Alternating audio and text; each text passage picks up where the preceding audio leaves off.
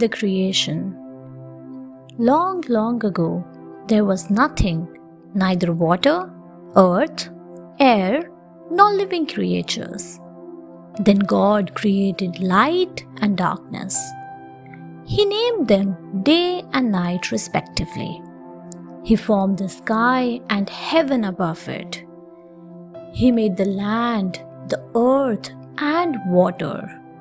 He then developed plants which would produce beautiful flowers, fruit, and seeds. He also made the sun, the moon, and stars. The sun would give its warmth during the day, and the moon its light at night. God packed the sea with fish and other sea creatures, and filled the earth with all sorts of birds and animals. But he felt something was lacking. So finally, he made human beings, man and woman. He made them just like him and blessed them. He put them in charge of his creation so that they might look after it. Then God looked at everything he had created and was mighty pleased. He admired his creation. The garden. God made man to take care of the world he had created. He called him Adam. He created a beautiful garden for Adam to live in. He was called Eden. It had many trees with delicious fruits and beautiful flowers. In the center of the garden stood two great trees, the tree of life and the tree of knowledge. God told Adam that he could eat the fruit of any tree in the garden except that of the tree of knowledge. One day, God realized that Adam was lonely. So he decided to make Adam a female companion. God put Adam in a deep sleep, and out of Adam's rib he made a woman. Adam called her Eve and loved her dearly. Both were happy and lived in the garden naked and had no need of clothes. The fall. Among the creatures that God made was a sly serpent. One day, he asked Eve as to why they were not eating the fruit from the tree of knowledge. Eve told him that God had told them not to do so, and they would die if they did. The serpent laughingly said, "It is because you will gain knowledge and become wise like him." So a curious Eve ate the fruit and gave some to Adam as well.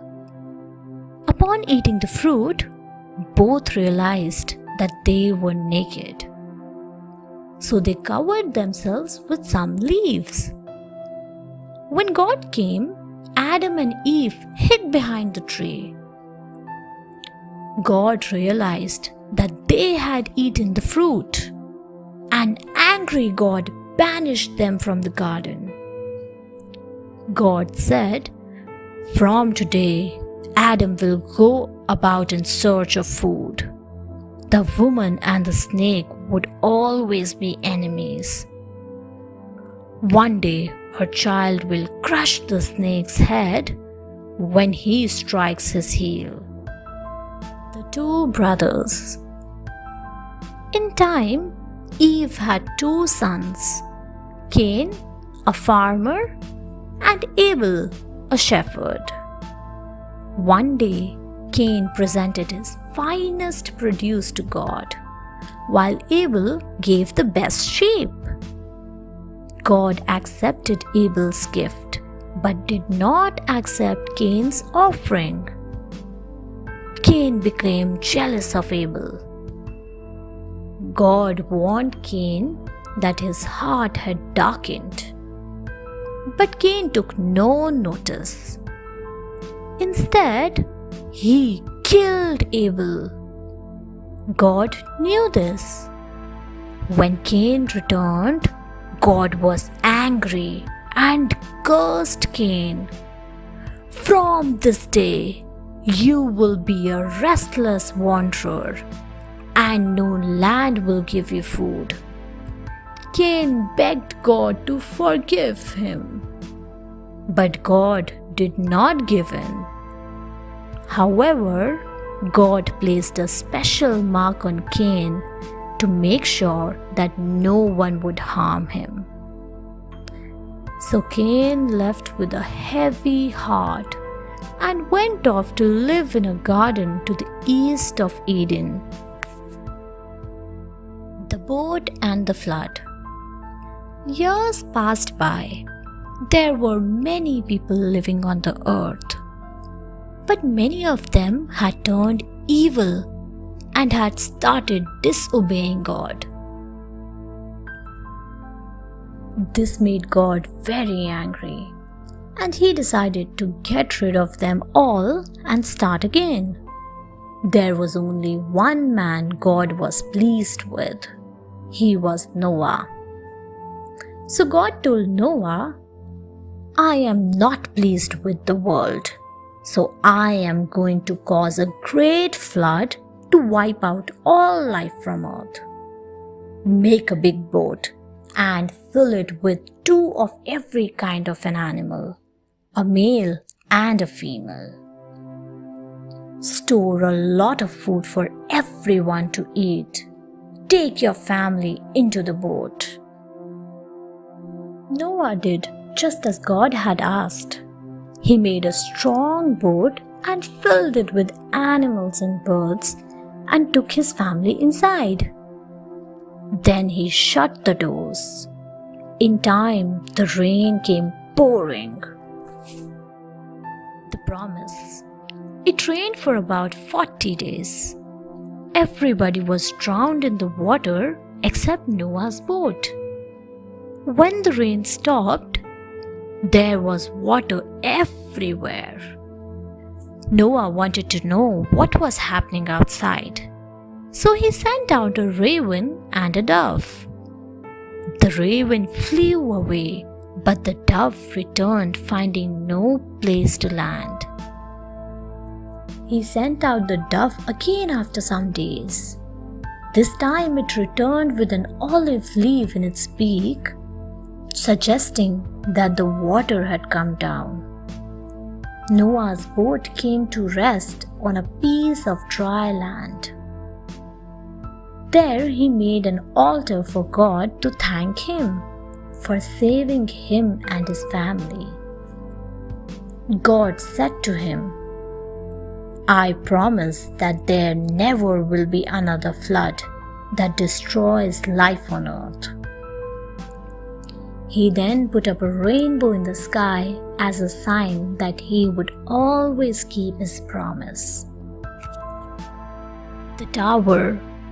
Many years went by. The descendants of Noah settled in the land of Shinar. They all spoke the same language. So they decided to make a city with bricks and tower which would reach the clouds. They thought that by doing so, they would become powerful and be envied by other people. God became very sad. The people had developed greed and ambition in their hearts. God knew that once the tower was made, there would be no end to their greed, envy, and scheming. So God said, "I will mix up their language so that they may not understand each other. In this way, they will not be able to work together to sin against me." So there was total confusion. The construction of the tower came to a stop. The people scattered in different directions and had different languages from then on. Abraham was a man of God. He was 75 years old and had a wife named Sarah. They lived in Ur, but they had no children. One day, God told him to leave his land and live in the land that he showed. Abraham left Ur with his wife, servants, nephew Lot, and his sheep and goats in search of the land God had told him about. They reached the holy place of Shechem. God said to Abraham, "I give this land to you and your descendants. Look up and count the stars in the sky." Abraham looked up at 1,000 stars shining in the sky. God said, "I promise you will have as many descendants one day." But Abraham felt that he and his wife were too old to have children. Yet, a day came when they had their first son, Isaac. The two cities. Abraham had settled in Canaan, while his nephew Lot settled in Sodom. But the people of Sodom and its neighboring city, Gomorrah, were sinners. So God decided to destroy both the cities. Abraham was fearful for his nephew Lot. So he asked God, "If there are 10 good people, will you still destroy the city?" God replied, "If there are 10 good people, I will not destroy the city." He sent his angels to warn Lot and his family. The angels said, "Flee for your lives. Don't look back and don't stop anywhere in the plain. Escape to the mountains or you will be swept away." Shortly afterwards, a terrible storm struck the cities of Sodom and Gomorrah. Fire and sulfur from the sky destroyed everything. Lot and his family escaped, but as they were going, Lot's wife turned and looked at the city. Immediately, she turned into a pillar of salt. The sacrifice. Years passed by. God wanted to test Abraham's loyalty. So he said, "Abraham, offer your son Isaac to me as a sacrifice on the mountain that I will show you." Abraham was shocked, but he took his son and some chopped wood to the mountain God has showed him. After climbing the mountain, he prepared an altar. He then tied up Isaac and laid him on top of the chopped wood. As he took a knife to kill his son, an angel appeared. The angel said, "Wait, the God was just testing you and now knows that you are faithful." Just then, Abraham saw a ram tangled by its thorn in a nearby bush. He took the ram and put it in place of his son as a sacrifice for God. Then both went home. Isaac's marriage. Abraham wanted to get a wife for his son Isaac. So he sent his servant to search for a wife for his son. The servant took some camels loaded with gifts and started his journey to Mesopotamia. When he reached Mesopotamia, he saw the women of Mesopotamia filling their water jugs at the well.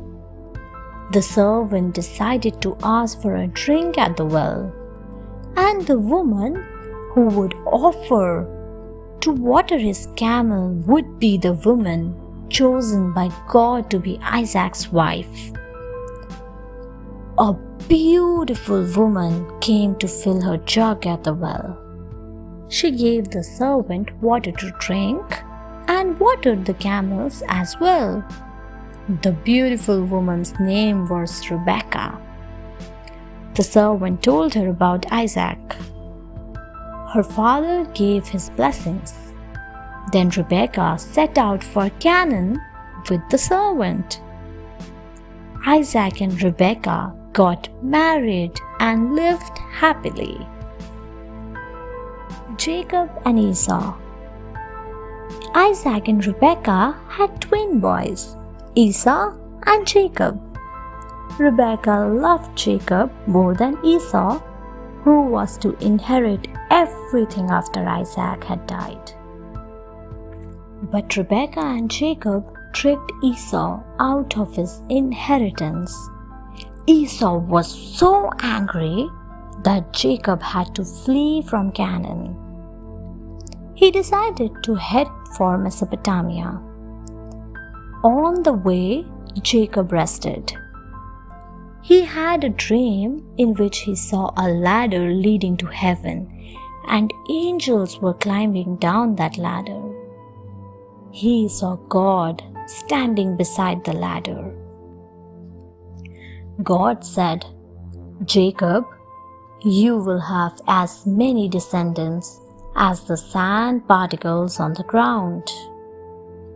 Jacob felt the land to be holy, so he poured some oil on the rock he had slept on and named it Bethel, the house of God.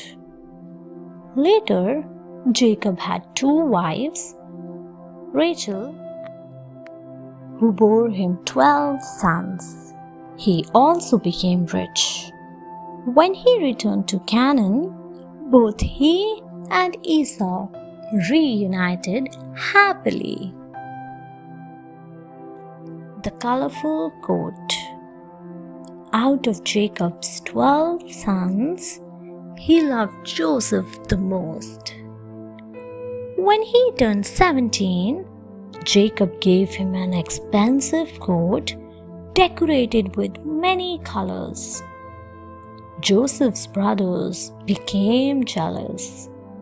Often Joseph would have wonderful dreams, and he could always tell what each dream meant. Once he told his brothers, "I dreamt that all of us were tying up bundles of wheat that we had harvested. While mine was straight and tall, yours bowed to mine. Does that mean that you will rule over us?" questioned his enraged brothers. He soon had another dream, but this time the sun, the moon, and 11 stars were bowing down to him. He narrated this dream to his father, but Jacob became very angry and said, "You may be my favorite, but we will never bow down to you." Joseph is sold. One day, Joseph's brothers were off with the sheep to the mountains. Jacob sent Joseph to check on his brothers. His jealous brothers saw him and decided to kill him. "No, let's not kill him. Let's just throw him into the well," said Reuben, the eldest brother. Reuben did not want to kill him and planned to rescue Joseph later. The moment Joseph came, the brothers pounced on him, took off his special coat, and threw him into the well. Reuben went off to tend the sheep while the others sat down to eat. As they were eating, some merchants came there. The brothers sold Joseph to the merchants, who took him along with them. When Reuben came to know about what his brothers had done, he grew sad. The brothers showed Jacob Joseph's coat, which they had soaked in the goat's blood. Jacob cried and cried, thinking Joseph was dead. The Stewards Dream. The merchants sold Joseph to a man called Potiphar in Egypt. He was in charge of the royal guards of the Pharaoh. Potiphar was pleased with Joseph and put him in charge of his house. This made Potiphar's wife jealous. So she accused Joseph of doing something which he hadn't. An angry Potiphar put Joseph in prison. Among the prisoners was the Pharaoh's steward. One day, he went to Joseph to seek an explanation for a dream he had. He said, "In my dream, I had 3 bunches of grapes. I squeezed them into the Pharaoh's cup and gave the cup to him." Joseph said, "This dream means that within 3 days the Pharaoh will forgive you and you will leave the prison." Just like Joseph had predicted, the Pharaoh forgave the steward. The steward went back to the Pharaoh, forgetting all about Joseph. Joseph and the Pharaoh's Dream. One day, the Pharaoh had a strange dream. He dreamt that 7 fat cows came out of River Nile. Then 7 thin cows came out of the river and ate the 7 fat cows. No one could interpret the Pharaoh's dream. Suddenly, the steward remembered Joseph and told the Pharaoh about him. So Joseph was called. He said, "You dreamt the future. The 7 fat cows are actually the coming 7 years when you will have a good harvest. But the next 7 years after that will be years of drought. So I suggest that you start storing the excess harvest for the 7 years of drought." The Pharaoh was deeply impressed. He made Joseph the governor of Egypt. He was the most important man in Egypt, only next to the Pharaoh himself. Joseph had become a rich and respected man. Joseph unites with his family. As per the dream, the 7 years of harvest were followed by 7 years of drought. But Egypt had enough food. People started coming to Egypt to buy food. Among them were Joseph's brothers. Joseph recognized them, but they could not. Joseph deliberately accused them of being spies, but they denied this. But Joseph kept one brother as a hostage and told them to return with the youngest brother to prove they were not spies. In reality, he wished to see his youngest brother. His brothers returned with Benjamin. Jacob was happy to see him. While they were leaving, Joseph slipped a silver goblet in Benjamin's bag. The palace guards arrested him for stealing. But the other brothers pleaded that he was innocent. Joseph could not carry on his pretense anymore. He told his brothers who he really was. He told them to get Jacob. So Jacob and the whole family came to Egypt, and all of them lived happily together. Moses is born. Many years went by. Joseph's people, the Israelites, grew in number. A new Pharaoh came. He did not like the Israelites. He thought they were a threat to the Egyptians, so he made them his slaves. He ordered the killing of all the male babies born to the Israelite women. But there was an Israelite mother who wanted to save her baby. She put him in a reed basket and set him afloat on the river. She told her daughter, Miriam, to keep a watch. The Pharaoh's daughter saw the basket. She decided to keep the baby. Miriam, who was standing nearby, suggested, "Should I bring an Israelite woman to nurse him?" "Yes," replied the Pharaoh's daughter. Miriam got her own mother, who was pleased to nurse her own baby. Now she would be able to look after him.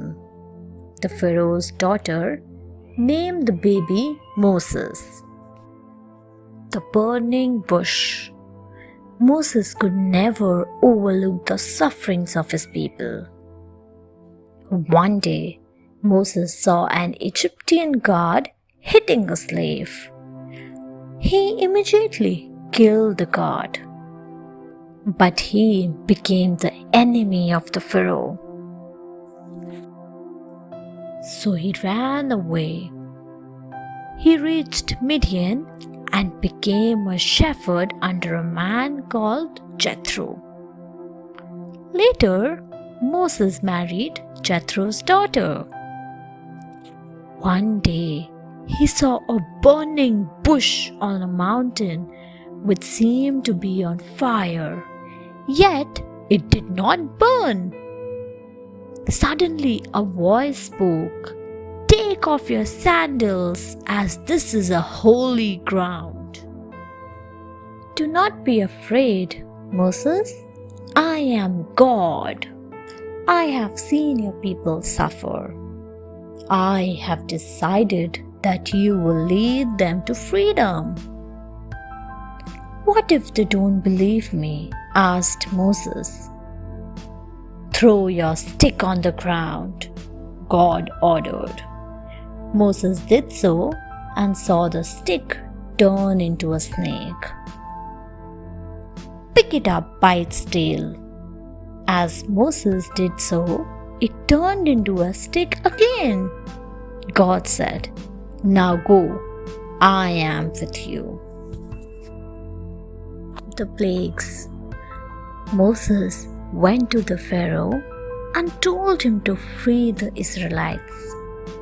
But the Pharaoh refused. Yet Moses did not lose hope. He went to the Pharaoh again. This time he warned the Pharaoh, saying, "Free the Israelites, or all the people of Egypt will suffer." There will be 9 plagues which are sure to cause great harm. But the Pharaoh did not listen. Soon the plagues came. First, the river water turned into blood. Next came the plague of the frogs, followed by the stinging gnats and flies. Then the diseases followed, which killed many people of Egypt. But the Pharaoh remained stubborn. Then arrived the hailstorm. Next was the plague of the locusts, which ate every green leaf. Then for 3 days there was total darkness in Egypt.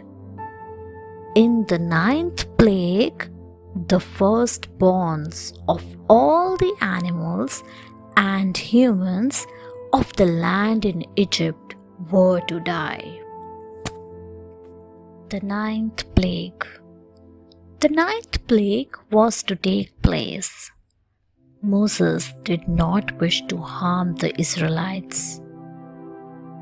So God told Moses, each Israelite household should keep a lamb or goat to make a meal and paint some of its blood on the doorpost.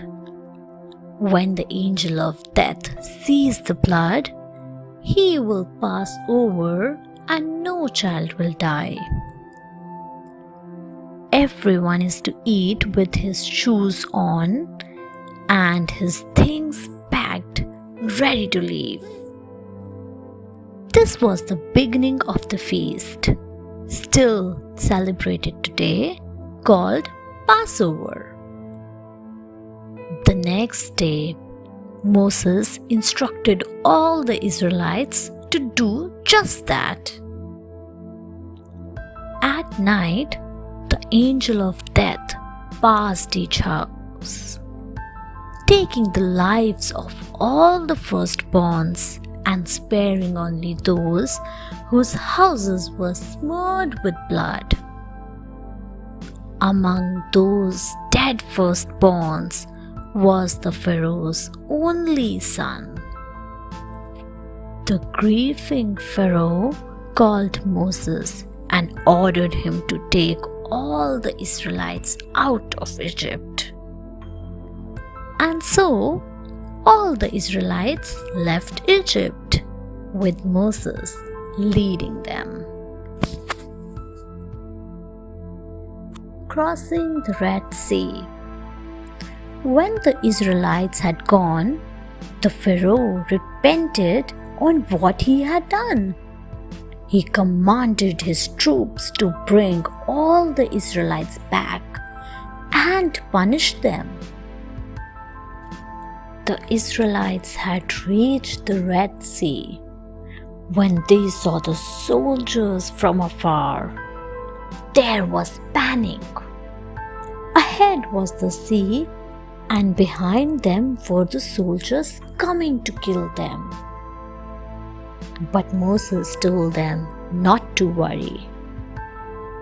He raised his hand, and suddenly strong winds parted the sea to create a narrow dry path. The Israelites hurried till they reached dry land. The Egyptian soldiers also followed the Israelites. But as soon as the Pharaoh's enemy entered the dry path, God made the sea roll back in again. All the Egyptians were drowned in the water. The Israelites saw all this and realized how powerful God was. They rejoiced and sang songs in the name of God. The 10 Commandments. Moses led the Israelites to Mount Sinai, where God had first spoken to him. God called Moses and gave him his 10 commandments. The first commandment was to put God first. This meant that nothing should be more important than God.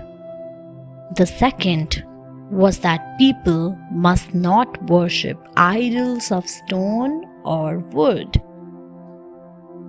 The third was that they must keep God's name holy.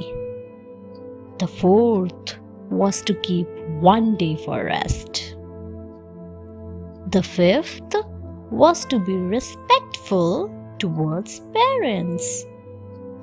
The sixth was not to hurt others. The seventh was not be unfaithful to one another. The eighth was that they must not steal. The ninth was not to tell lies. And the 10th was not to be envious of other people. People made a promise to God to abide by these rules. This promise between God and His people was called the covenant.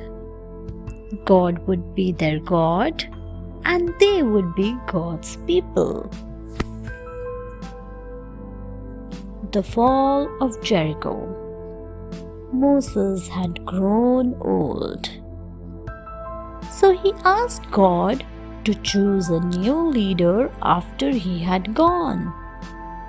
God chose a man called Joshua.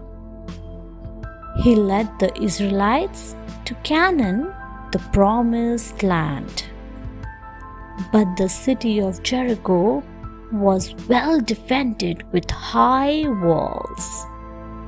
Moses drew his last breath looking at the promised land. God told Joshua how to attack Jericho. So Joshua led the people around the city once a day for 6 days. On the 7th day, they walked 7 times. The priest blew the trumpets, the people shouted, and finally, as God had said, the high wall collapsed. Jericho was destroyed as God had ordered. Joshua dedicated all the gold, silver, and other treasures to God's service. He placed a curse on anyone who would rebuild the city. Word spread as to how Joshua had defeated Jericho. They knew that God was there for His people. Brave Gideon. With time, people forgot God. This made him angry. So he sent an army of the Midianites to punish them. The Midianites raided the Israelites' farms and stole crops and animals. The Israelites went to God and apologized to Him. They asked for His help. God called on Gideon, a poor farmer, and said, "You are to drive the army of Midianites out of the city. But first, destroy the altars of all the other gods in the city." Gideon did so. Then he decided to attack the Midianites at night. He gave each of his soldiers a trumpet and a flaming torch hidden in a jug. At night, on his signal, the soldiers sounded the trumpets and broke the jugs.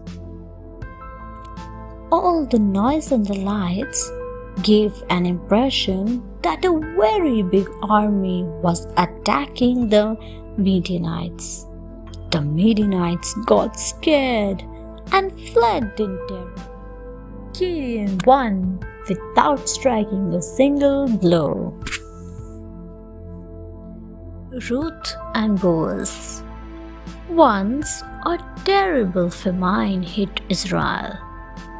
A man, his wife, Naomi and 2 children left Bethlehem and went to live in the city of Moab. Later, the man died. Naomi had 2 sons who married Moabite women. But both her sons also died. Naomi longed to go back to Israel. One day, her daughter-in-law Ruth said to her, "I cannot see you sad anymore. I want to live in your country with you." So the 2 women came to Bethlehem. They lived near a land owned by her late husband's relative, Boaz. Every day, Ruth would go to the village and take the leftover stalks of corn to feed her mother-in-law and herself. Boaz was impressed to see a young woman working so hard. He arranged for his farmer to leave extra stalks of corn for her. In time, Boaz married Ruth. They had a son named Obed. He was to be the grandfather of David. Samuel. A woman named Hannah wanted to have a baby. She prayed to God that she would give her son to the temple to serve God if she did have a son. Her prayers were answered, and she named her son Samuel. When the son was old enough, she took him to the temple. From that day, her son lived in the temple with Eli the priest. One night, Samuel heard someone calling his name. He thought it was Eli, so he asked, "Eli, did you call me?" "No," Eli replied. But the voice kept calling Samuel. When Samuel went to Eli a 3rd time, Eli understood what was happening. He said, "God is calling you, not me. When you hear the voice again, say, 'Speak, Lord, your servant is listening.'" Samuel did as he was told. And from that day on, God spoke to him. He became God's messenger. Samuel and Saul. There came a time when the Israelites had to face the Philistines. The Philistines wanted to take over the promised land. The Israelites decided to anoint a king to lead them into the battle. So they asked Samuel to find a suitable king. Samuel chose a handsome man called Saul and consecrated him to the service of God. Initially, Saul proved to be a fine king. He built a powerful army. They fought well against the Philistines. But as time passed, he became arrogant. He spoke against God and disobeyed Samuel. One day, he performed a sacrifice which Samuel was to perform. God became angry, and so did Samuel. "You have rejected the word of God, and God has rejected you as the king," Samuel said to Saul. Though Saul was sorry, yet it was too late. Samuel decided to search for a new king for the Israelites. David. God wanted Samuel to choose another king after Saul. So, he told Samuel to fill his horn with holy oil and go to Bethlehem and visit a farmer called Jesse. God had chosen one of his sons to become the next king of Israel. So Samuel went to Bethlehem. He held a feast in honor of God. Jesse and his sons also came. One by one they introduced themselves. But Samuel did not find the one. "Are these all your sons?" Samuel asked Jesse. "No, my youngest son David is looking after the sheep." Samuel quickly sent for David. When David arrived, Samuel said to him, "One day you will be the king of Israel. God has plans for you." Saying this, he anointed David with the holy oil in front of his brothers. And from that day on, the Spirit of the God was with him. David and King Saul. An evil spirit from God came upon King Saul. He suffered from attacks of madness. So he asked his servant to get him an accomplished musician who could play music and soothe him whenever he had his attacks. His servant said, "I have seen a son of Jesse of Bethlehem who knows how to play the harp. He speaks well and is a fine-looking man. He is a brave man who loves God." King Saul told him to bring the boy immediately. So the servant brought David, son of Jesse, to Saul's court. King Saul heard his song and was very happy. And so David would take his harp and play, and King Saul would feel better, and the evil spirit would leave him. David's music had a calming effect on the king. And soon Saul sent a message to Jesse to let David remain in his service. David and the giant. King Saul's army was fighting against the Philistines. In this army were David's 3 brothers. One day, Jesse sent David to give them supplies.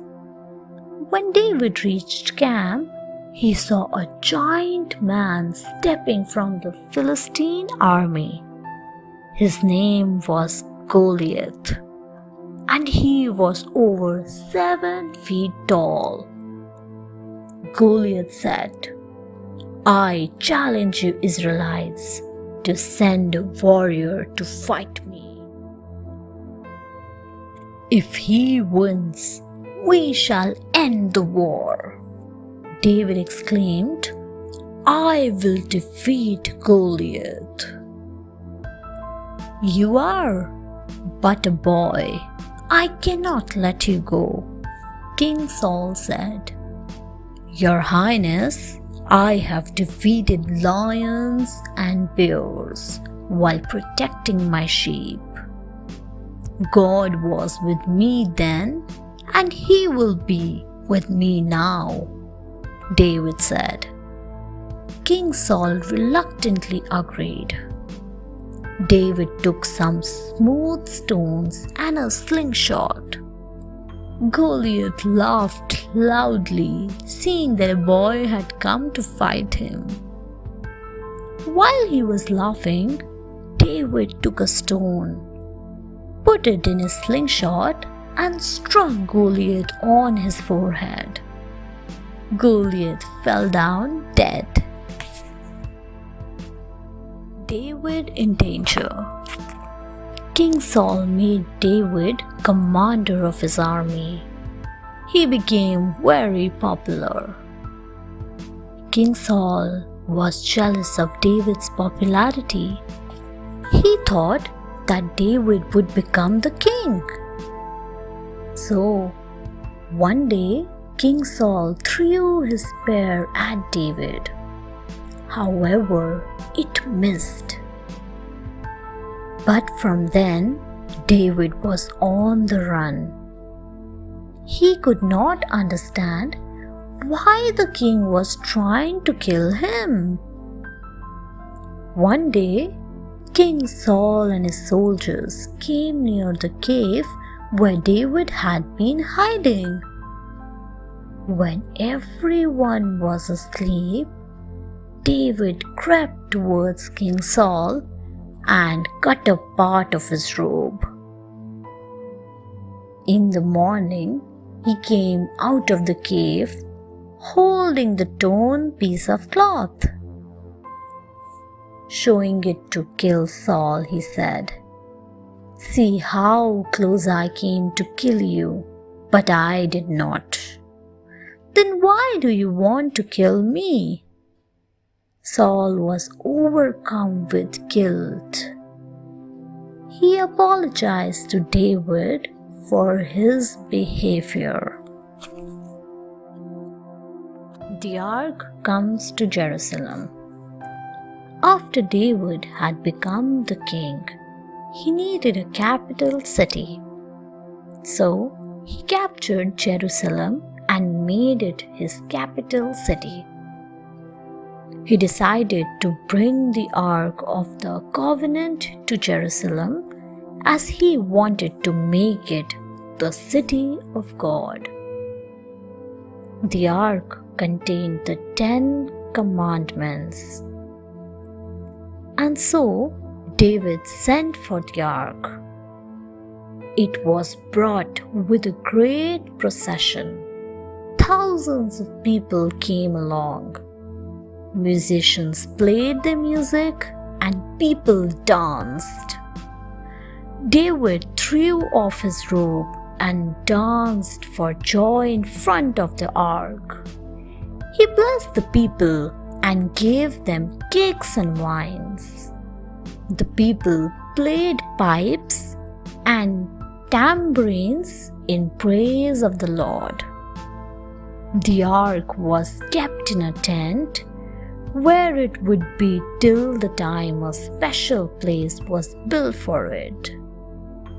David decided to build a temple in praise of God. The Revolt.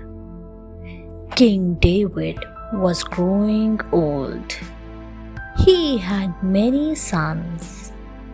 He loved them equally, but they were fighting amongst one another to acquire the throne. One day, Amnon, David's eldest son, was murdered by Absalom, the younger son.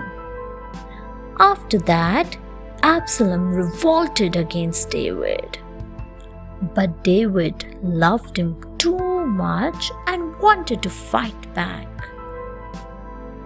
David warned his men to be gentle with his son Absalom and to protect him. The rebellions lost and were put to flight. Absalom himself had to run away on a mule. As the mule galloped through the trees, he passed under an old oak tree. Absalom's long hair got entangled in the branches, leaving him dangling helplessly as his mule ran away. Soon, David's soldiers found him. Taking it as an opportunity, they killed Absalom. David was in shock. He cried and cried in grief. There were no celebrations, just grief. King Solomon. King David made his son Solomon the next king after him. Solomon realized that he was too inexperienced to rule over such a big nation. So he prayed to God to help him. One night, God appeared in Solomon's dream and asked, "What do you desire?" Solomon replied, "Please grant me wisdom." God was pleased and said, "You could have asked me for anything, but you asked for wisdom. I shall grant you your wish. You will also have success and riches. If you obey me and abide by my rules, you will be a great king. I promise you that." Thus, Solomon turned out to be a great king. Thousands of people thronged to see him. They brought their problems before him, and he solved them wisely. His name spread far and wide. People from all over the world visited his court and paid him tributes. His tales of wisdom spread everywhere. King Solomon's wisdom. One day, two women came to King Solomon's court with a problem. The first woman said, "She has stolen my baby, as her baby had died. But she denies the fact that she stole my baby." The second woman exclaimed, "You are lying. This baby is mine. It is not yours." King Solomon heard everything and then sent for his guard and said, "Cut the baby into half and give one half to each of these women." The first woman was shocked and pleaded, "Please don't kill the baby. Give him to the other woman." But the other woman said, "No, you can cut him. This way, neither of us will have a baby, and it will resolve our quarrel." King Solomon smiled. He now knew who the real mother was. He handed the baby to the first woman, and the other woman looked in fear. Everyone in the court applauded his wisdom. Solomon's Temple. King Solomon built a temple to keep the Ark of Covenant as his father David had desired. The temple took 7 years to finish. Different types of wood were used to build the temple. Gold, silver, precious stones and blocks of stone were brought from far. The doors of the temple were made of bronze. The walls had intricate carvings of flowers and trees. Gold was used for the altars as well as the inner temple, where the ark was to be kept. When everything was completed, the priests brought the holy chest inside the temple. King Solomon prayed to God to bless his people and his kingdom. God said, "Solomon, I hear your prayers. From today, I will live in this temple. But if you turn away from me, I will leave, and harm will come to pass on Israel." Queen of Sheba. Solomon went on to become a great king. He had a lot of wealth and a big army. His kingdom became famous for its, and travelers from everywhere came to view its splendor with their own eyes. Solomon also built a magnificent palace in Jerusalem. It took 13 years to complete. The glory of Solomon had spread far and wide. One day, the Queen of Sheba came to visit Jerusalem. She wanted to see if the tales she had heard about King Solomon were true or not. She brought many gifts with her. But she also asked him many questions from her heart. Yet he answered them all, showing his great wisdom. She was truly amazed. There was peace and prosperity in Solomon's kingdom. She said, "Israel is fortunate to have a king like you." She returned home with many gifts from Solomon. Solomon annoys God. King Solomon was very rich, but he always managed to spend more than he had. So, he used to take loans. And in order to clear his debts, he would levy taxes on his people. Solomon had many wives. They belonged to different countries. Thus, their gods too were different. Solomon made temples for their gods and started worshipping them too. He was turning away from his God. All this made God angry. God appeared to him twice to warn him against worshipping the other gods. But Solomon didn't listen.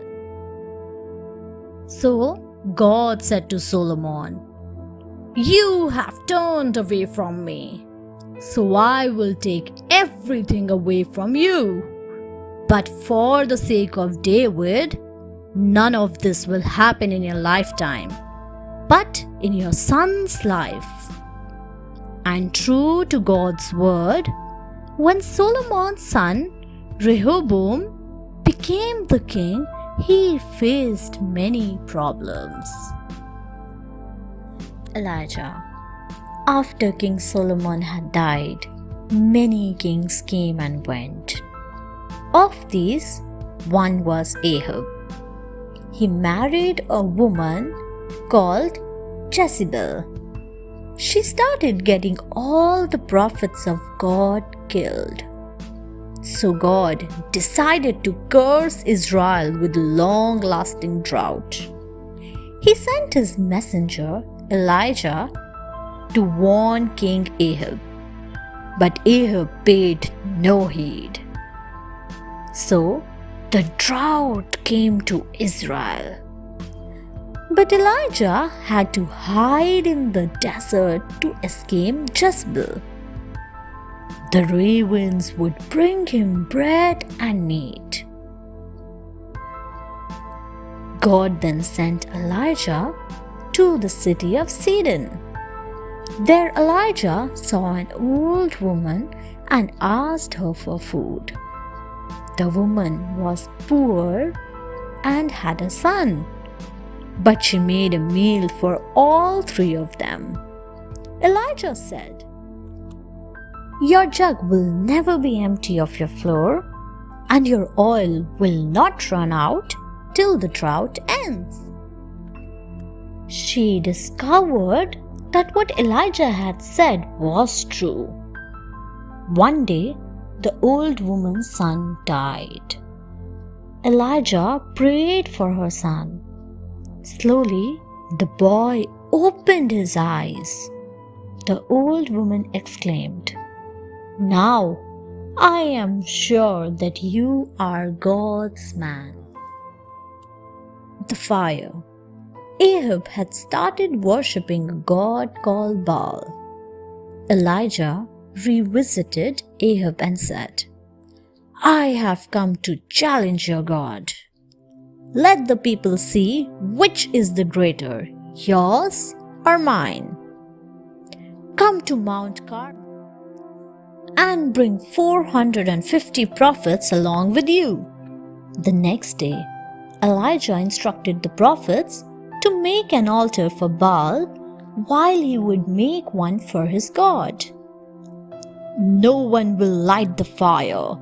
Let the true God light the fire in the altar," he loudly exclaimed. The prophets of Baal sang loudly, danced and prayed for hours, yet there was no fire. Then Elijah loudly spoke to the skies above, "Lord, show the people that you are their God. Send fire to this altar." Immediately, fire poured down from the sky, and the altar caught fire. The people instantly bowed down and started chanting God's name. Naboth's vineyard. Next to King Ahab's palace was a beautiful vineyard. King Ahab wanted to buy the vineyard, but its owner, Naboth, refused to sell it. King Ahab was angry, but his cunning wife wrote a letter to the officials to charge Naboth of speaking against God. Poor Naboth was put to death for crimes he had never committed. Ahab was happy and quickly went to the vineyard. But he saw Elijah standing there. Elijah said angrily, "You have committed the most evil sin. You have killed an innocent man for your personal gains. You will be punished for this." Ahab felt bad. He immediately took off his royal robes and wore sackcloth. He refused to eat and fell into deep despair. When God saw that Ahab was sorry, he decided to be merciful. He decided that Ahab would not suffer, but his descendants would. The woman from Shunem. Elijah chose Elisha as a successor. Elisha used to visit Shunem often. There, he used to stay at a rich lady's house. She had specially built a room for him on the terrace. Elisha was thankful for all that the woman had done for him. He wanted to repay her kindness. So, he asked his servant what he could do. "Well, I am sure that she would like a son," said the servant. And so the next day, Elisha said to the woman, "Next year, by this time, you will have a son in your arms." And so she did. But one day, her son became very ill and died. The woman came to Elisha, who was in Shunem then. Elisha prayed silently. He then breathed air into the boy's mouth. Suddenly, the little boy sneezed. He was alive. The woman thanked Elisha profusely. Elisha and Naaman. Israel fought wars with many countries. Among them was Syria. The Syrian army was led by a general named Naaman. The general suffered from a terrible skin disease. Many doctors examined him, but none could cure it. Naaman's wife had an Israelite servant. The servant told Naaman's wife that there was a priest named Elisha in Israel who could cure Naaman. The general's wife told her husband about Elisha. And so General Naaman came to Elisha.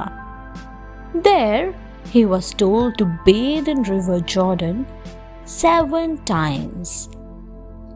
The general exclaimed, "Bathe in the river 7 times. I could have done that in Syria."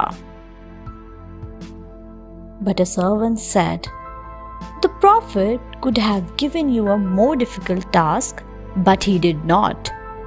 So do this task quickly." So Naaman bathed 7 times, and his disease got cured. He thanked Elisha. Jerusalem is saved. When King Hezekiah was ruling over Judah, the Assyrians made several attacks on Judah. Their aim was to conquer Jerusalem. King Hezekiah did all he could to protect the city. He got strong walls built, weapons were made, and he did many other things. Then he went to prophet Isaiah to seek his advice. Isaiah assured him that the city would not fall to the Assyrians, as this was God's promise. But the king of Assyria sent a letter to King Hezekiah, which read, "No God can help you. Do you think you can escape from us?" King Hezekiah got scared. He took the letter and went to the temple. He prayed to God and asked for help. As he finished praying, Isaiah told him, "Your prayers have been heard. Do not worry. God has promised to protect Jerusalem and its people." The same night, thousands of Assyrian soldiers died mysteriously. The rest fled back and never came back. Isaiah's warning to King Hezekiah. A time came when Hezekiah became so ill that he was on the verge of dying. But with Isaiah's help and praying to God, he finally recovered. The people were very happy. The news of his recovery spread everywhere. Soon the ambassador of Babylon came to see him. He brought many precious gifts from Babylon. King Hezekiah was pleased. He showed the ambassador his treasury, storehouses, and so on. When Isaiah asked about Hezekiah, who told the ambassador from Babylon, the king gave his report. Isaiah was taken aback. He warned the king, "Be careful. A time will come when everything will be taken to Babylon, including your very own sons." But Hezekiah paid no heed to Isaiah's warning. As long as he was unaffected, he was not worried. King Josiah. During the reign of Josiah, the repairing of the Temple of Jerusalem took place. One day, one of his advisors brought a book to him containing the 10 Commandments. With time, it had got lost as the people of Judah had turned away from God. Josiah read the book and became upset. He realized that people were not following anything that was written. They were worshipping false gods. Josiah read the book to his people in the court. He proclaimed, "From today, I promise to live by the 10 Commandments. We will honor and worship our God and follow his teachings." And on Josiah's order, all the other temples, altars, and shrines were destroyed. Then, for the first time after many years, the people celebrated the Passover. The prisoners in Babylon. After Josiah's death, people forgot the 10 Commandments. Though prophet Jeremiah warned them of the consequences, yet the people of Judah ignored his warnings. Soon, King Nebuchadnezzar of Babylon attacked Judea. The Babylonian army burned and looted everything. They stole many treasures from God's temple. They also took the people of Judah as prisoners. In Babylon, the people of Judah were longing to go home. But their hope was dying, so God called Jeremiah and Ezekiel. He said, "Tell the people that I am still with them. They should settle in Babylon and abide by the 10 Commandments. Soon I will bring them back and there will be happiness."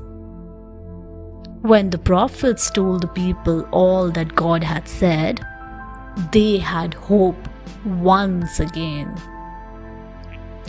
It made them strong to think that God was with them. Nehemiah rebuilds Jerusalem. A time came when the Persians conquered Babylon.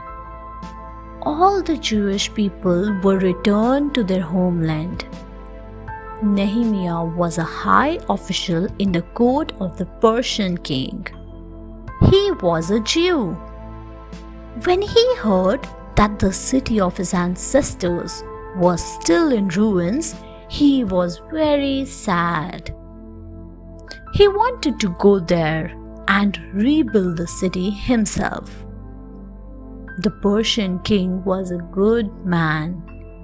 He gave permission. Before Nehemiah met the leaders, he assessed the work that needed to be done. Then he called all the leaders of Jerusalem and said to them, "I have been sent to rebuild the city walls. There is God's will in this." The leaders agreed to help. Nehemiah made the people work very hard. Finally, a day came when the city was complete. There was great celebration and prayers were offered to God. A procession was taken out which lasted for 7 days. Jeremiah, messenger of God. Jeremiah was a simple man. God chose him as his messenger, but Jeremiah was afraid. He said, "My Lord, I do not know how to speak your words. I am quite young." God gave an example of a potter to Jeremiah. He said, "A potter makes a pot, but sometimes the pot loses its shape. So the potter makes it again, and the pot comes out fine. Jeremiah, I have chosen you. I have put my words in your mouth. Do not fear anything. I am with you. If people follow my commandments and live in peace, I will make them good and strong." Jeremiah gained confidence after hearing these words. He was no longer afraid as he had God by his side. Poor Jeremiah.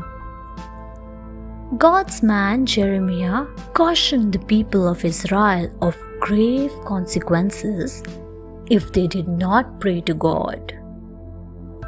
But the people paid no heed. The leaders of the city hated Jeremiah. They turned the king against Jeremiah. The king was too weak to revolt against the city leaders. "Do whatever you wish," he said to them. They put Jeremiah in a well so that he might starve to death. One of the royal servants heard about what had been done to Jeremiah. He approached the king and said, "Sir, I have heard that the city leaders have thrown Jeremiah into a well. He might die there without any food or water. His death will lead to a great disaster. All of us will suffer. He is a man of God, so we must rescue him." The king immediately sent his men to rescue Jeremiah. Though Jeremiah was saved, yet people still paid no attention to his words. Daniel and the lions.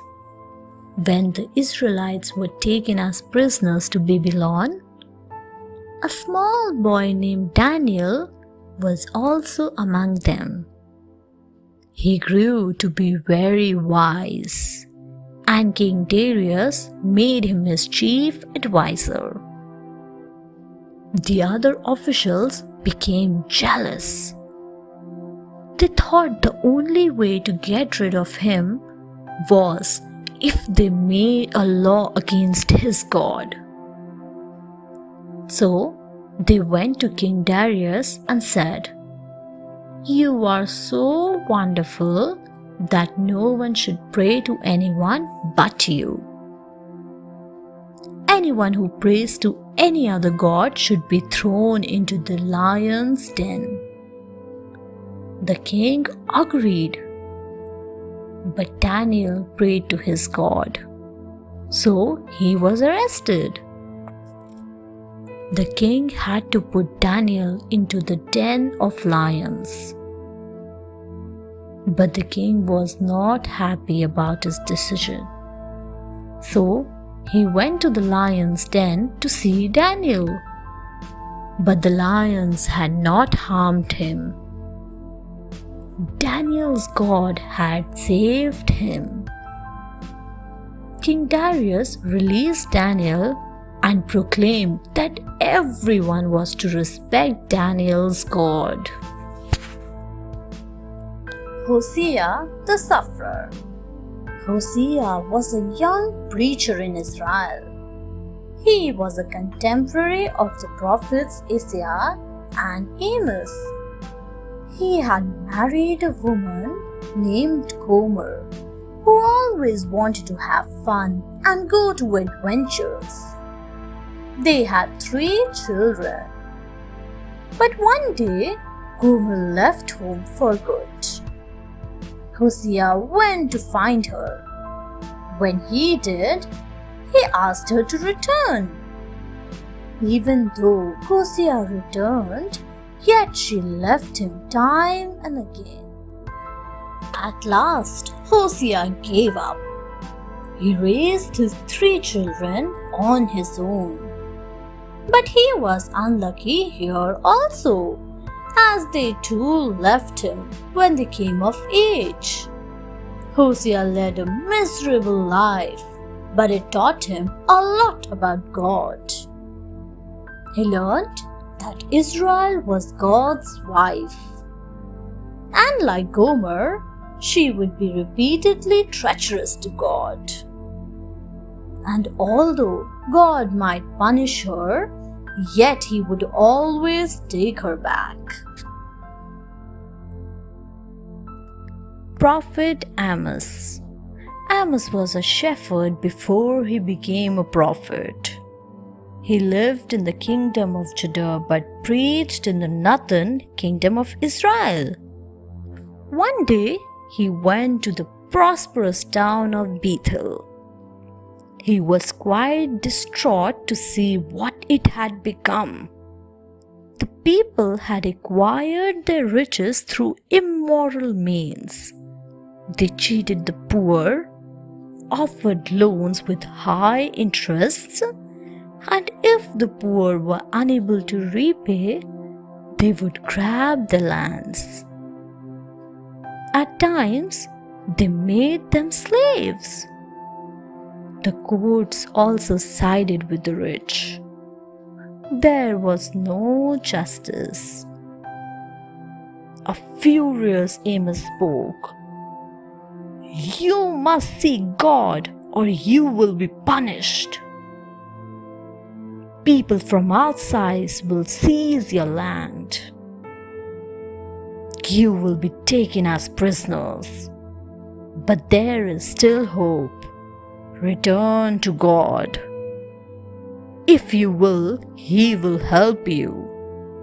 You will be prosperous once again." Jonah in the storm. Jonah was a prophet. God told him to go to the city of Nineveh to tell the people to mend their wicked ways. But Jonah did not go there. Instead, he took a ship to run away as far as he could. An angry God sent a fierce storm in the sea. Jonah knew that God was angry. He said to the captain, "If you throw me into the sea, the storm will stop." In the sea, a fish swallowed Jonah. After 3 days and 3 nights, the fish spat him out. Jonah said to God, "Forgive me. I was thoughtless and got frightful. But now I will go to the city of Nineveh." And so Jonah went there and told the people of God's warning. The people became remorseful. God forgave them, but Jonah was angry as to why God had forgiven them. So God said, "I love all the people of the world, and not just Israel." Prophet Micah. Micah was a prophet who lived in a small town in Judah. He saw that people were slowly forgetting God. They were becoming greedy and deceitful. Even the priests had turned evil. They would twist the laws of God to suit themselves. The rich were getting richer, while the poor were getting poorer. Micah warned the people, saying, the Lord will punish you for your evil ways." But the people paid no heed to his warning. Their thinking was that God was in his holy temple and would always shield them. But Micah told them, "One day God will walk away from the temple. If you remain like this, Jerusalem will be reduced to ruins. There will be a forest in place of the holy temple. In the future, a man from Bethlehem will come to rule Israel. He will be God's messenger." Zechariah is blessed. In Judea, there lived a priest named Zechariah and his wife Elizabeth. They did not have a child, so they were very unhappy. One day, an angel appeared in front of Zechariah. The angel said, "I am Gabriel and have been sent by God. Soon, your wife will have a baby boy who shall be called John. He will bring great joy to you both and peace to the world. Through him, many people will turn to God." Zechariah could not believe this, as he and his wife were past age to bear children.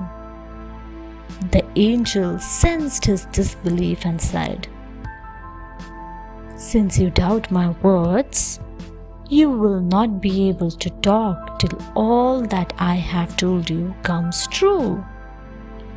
So Zechariah could not talk and could only make gestures. After a short time, Elizabeth became pregnant.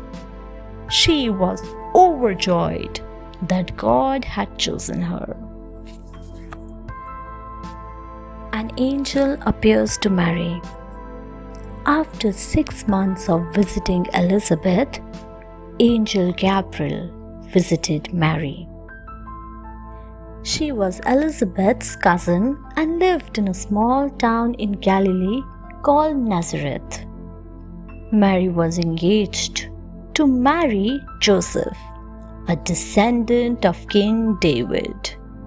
The angel told Mary, "You have been chosen to give birth to a son of God.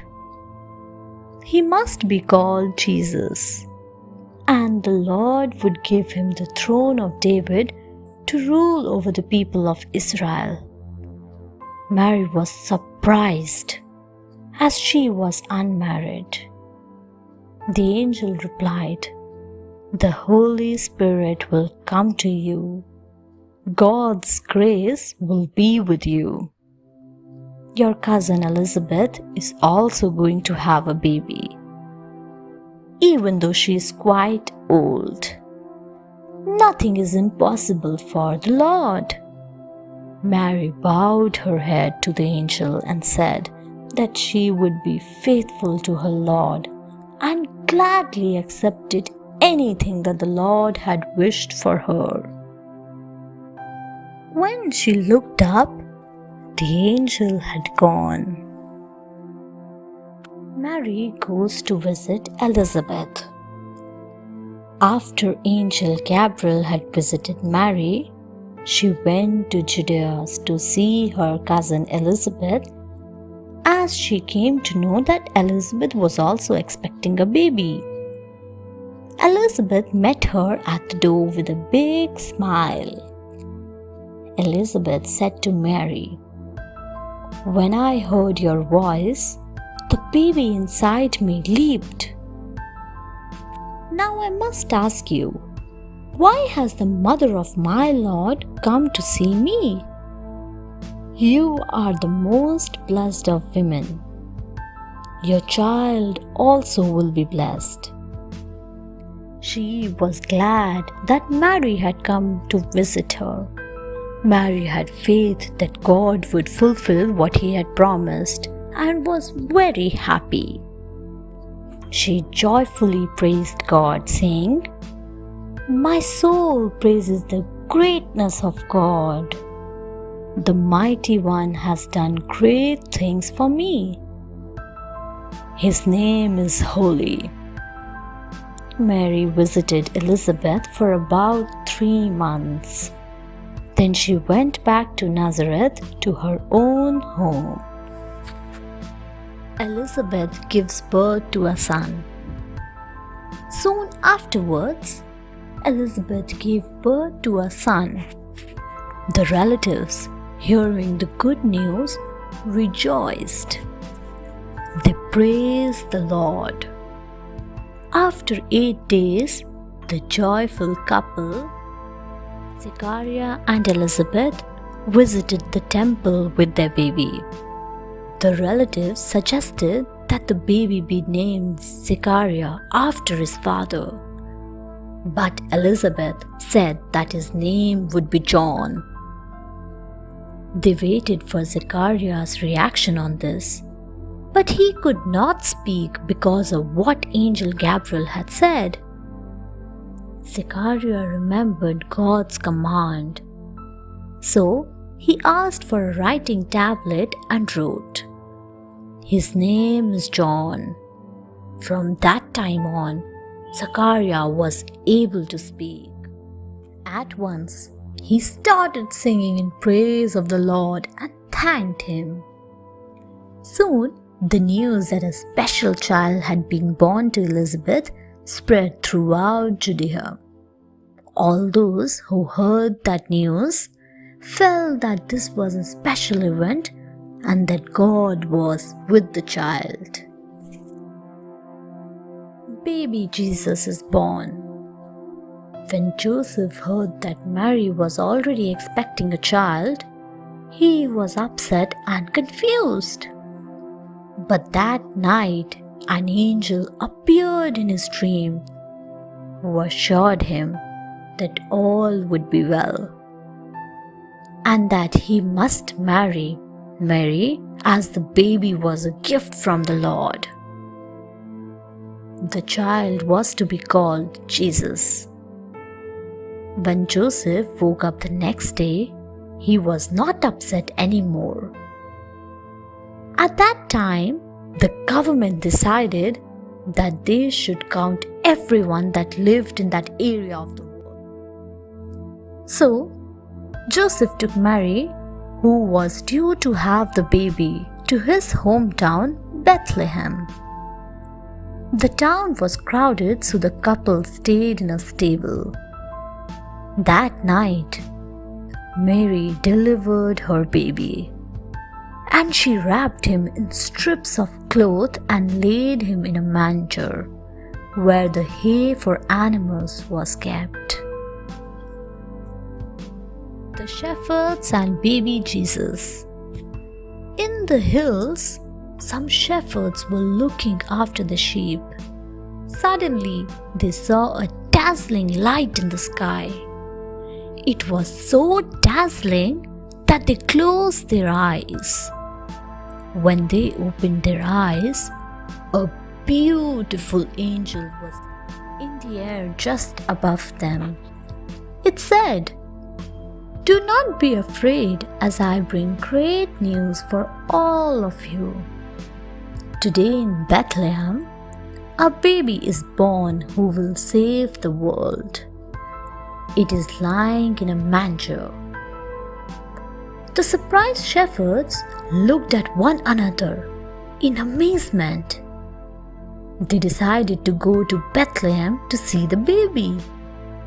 They ran as fast as they could and soon found Mary, Joseph, and baby Jesus. The shepherds fell to their knees when they saw Jesus. They were filled with joy that they had found the Lord. They left happily and began shouting in the streets and telling everyone about what they had seen and about the arrival of baby Jesus. the news of the birth of Jesus spread far and wide. The three wise men. 3 wise men were traveling one night when they noticed a very strange star in the sky. They knew that this star meant that the King of the Jews, the one who would save the world, had been born. First, they went to King Herod to ask about the baby. When King Herod heard about the baby, he was worried. He said to the wise men, "Go and find this child. As soon as you find him, tell me so that I may go and worship him." The 3 wise men followed the new star right to the stable where baby Jesus lay. They presented him with 3 gifts: gold, frankincense, and myrrh. The wise men left the stable but did not return to King Herod, as a dream had warned them not to do so. Living in Egypt. As the wise men left, an angel warned Joseph in a dream that King Herod was determined to kill Jesus. He told Joseph to take his family to Egypt, where they would be safe. So, Joseph, along with Mary and baby Jesus, moved to Egypt. Meanwhile, King Herod could not find the 3 wise men. He got angry as he felt cheated. He gave the order to kill every child below the age of 2 years in the area around Bethlehem. Many children were killed, but Jesus remained safe in Egypt. Shortly after this, Herod died. The angel visited Joseph again and told him to go back to their homeland as the danger was over. But as they were returning, Joseph heard that Herod's son was the new king. So the family traveled further north and settled in the city of Nazareth in Galilee.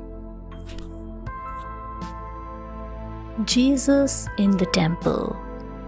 Joseph and Mary used to go to Jerusalem to attend the festival of Passover each year. When Jesus was 12 years old, they took him too. After the festivities were over, Joseph and Mary left for home along with the others. They had traveled for a day when they realized that Jesus was missing. He was not with his friends or their relatives. So the worried couple returned to Jerusalem. They searched for him for 3 days. Finally, they visited the temple again. And Jesus was there, surrounded by priests. The priests were impressed by the young boy's knowledge and wisdom. Mary asked him, "How could you have left us like this? Why did you not tell us where you were?" To this, Jesus calmly replied, "I thought you would know that I would be in my Father's house." The parents did not understand this answer, but Jesus left the temple and returned to Nazareth. Jesus is baptized. John the Baptist was preaching others to change their life. He led a simple life. For food, he would eat honey, wild berries, and insects. People would come from far and near just to hear him preach. They would confess their sins, and he in return would bless them and baptize them with water from River Jordan. John knew that one day a great man would come and he would baptize the people with the fire of the Holy Spirit.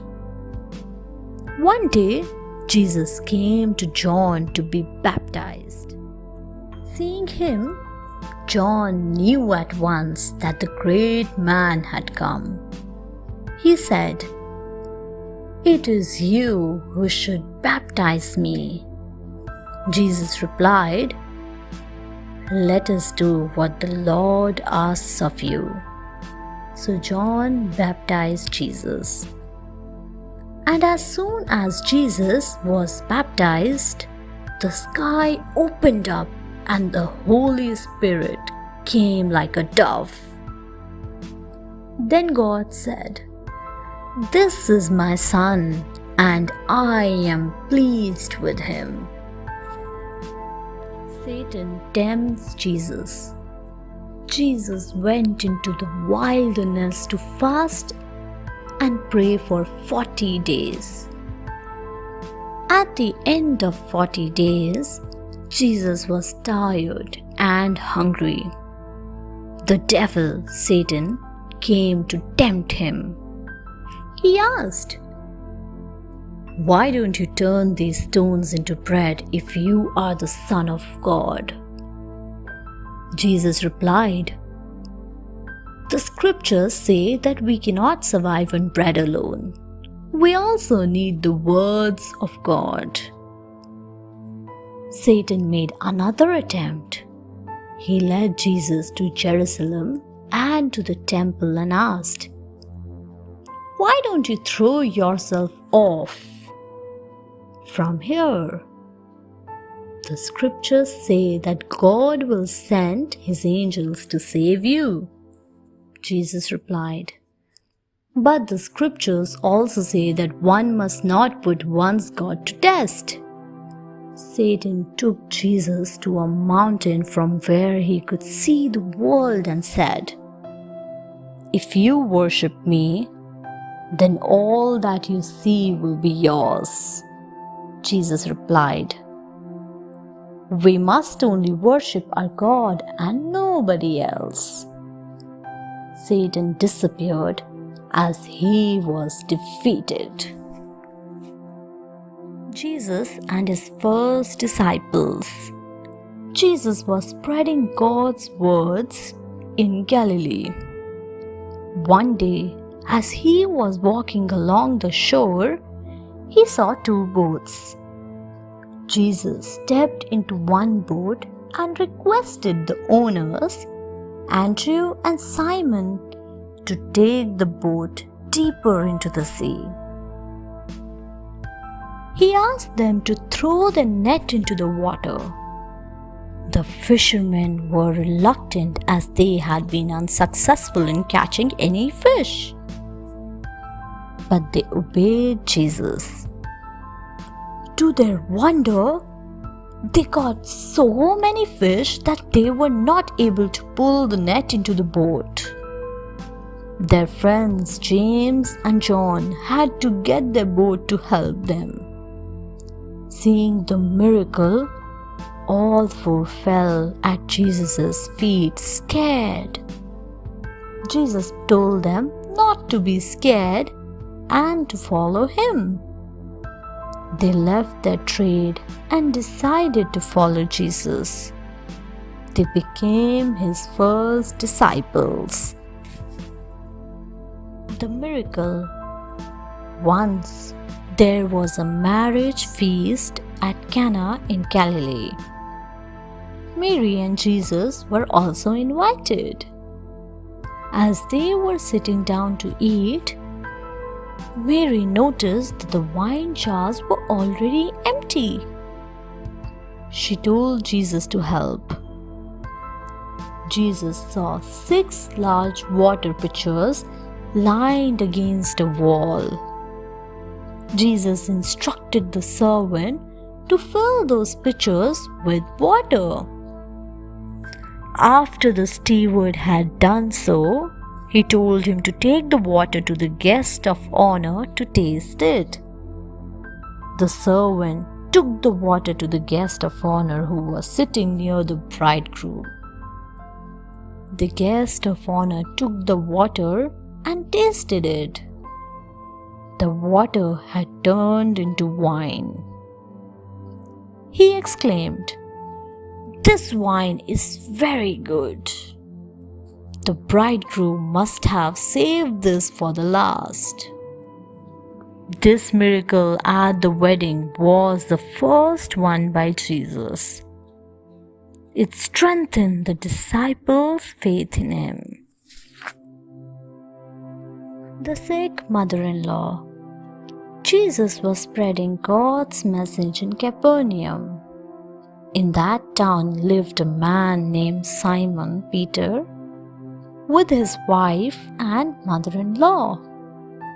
Jesus would often visit him. One day, on his visit, he saw that the mother-in-law had high fever. Jesus came to the bed of the mother-in-law and ordered the fever to go away. And to everyone's surprise, the fever left. Simon's mother-in-law got up and went back to the kitchen. She started preparing food as if nothing had happened. Quickly, word spread about how Jesus had cured Simon Peter's mother-in-law. Soon, people who sought to be healed and those suffering in some way gathered there. Jesus did not drive them away. He healed all of them by laying his hands on them. The next day, Jesus left Simon's house. He wished to find another place where he could preach about the kingdom of God. The sower. Jesus taught many lessons using parables. Once, he told the crowd gathered around him a story about a farmer. A farmer was dispersing seeds in the soil. Some seeds fell on the pathway and birds ate them.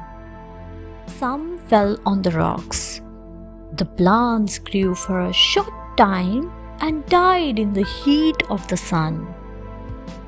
Some seeds fell into the thorns, which grew faster than the plants, choking them.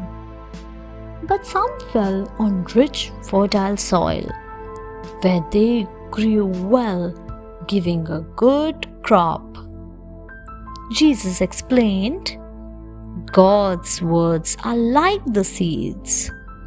Some people often hear what God says, but the words do not register. Many have shallow hearts like the rocky ground. Some people hear the words, but are more interested in the worldly things. But some people believe in God's words, and these grow like seeds on fertile soil.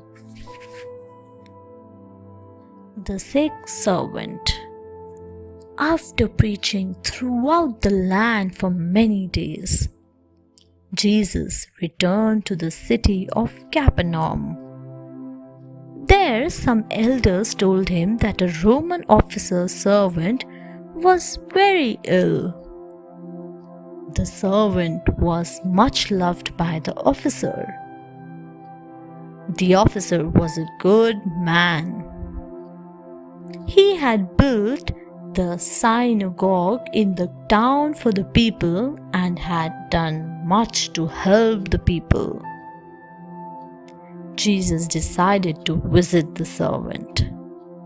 Jesus was near the house when the officer came out and said, "Do not put yourself in trouble. I am not worthy enough for you to enter my house. If you just say the word, my servant will be healed." Jesus was surprised by such display of faith. He praised the officer in front of the people who had followed him. Meanwhile, when the people went in to see the servant, he had healed completely. Simon the Pharisee. A Pharisee named Simon invited Jesus to dinner one night. The Pharisees were religious leaders. Many of them did not like Jesus because he taught everyone about God's love. Just as Jesus sat down to eat, a woman came into the house. The guests said, "Look, there's that very bad woman." The woman knelt down before Jesus, crying softly. Her tears fell on his feet, and she wiped them with her hair. Then the woman reached into the folds of her dress. She took out a tiny bottle of very expensive perfume. She poured the rich perfume over Jesus' feet. This meant she thought of him as her king. Simon became more and more upset. He thought, if Jesus were really a prophet, he would know what kind of woman she is. Jesus knew what he was thinking. "Simon," he said, "I want to tell you a story." The two moneylenders. Two men borrowed money from a moneylender. One borrowed 500 silver coins and the other 50. Both of them were unable to repay. The moneylender was a nice man, so he cancelled their debts.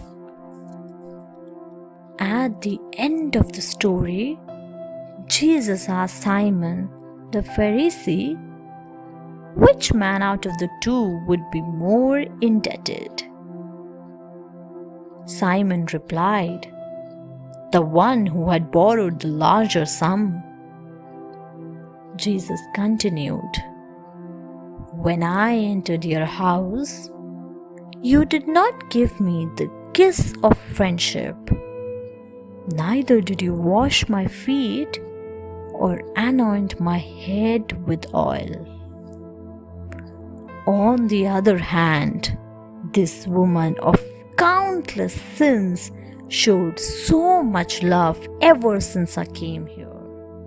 Jesus said to the woman that all her sins had been forgiven, and it was indeed her faith which had saved her.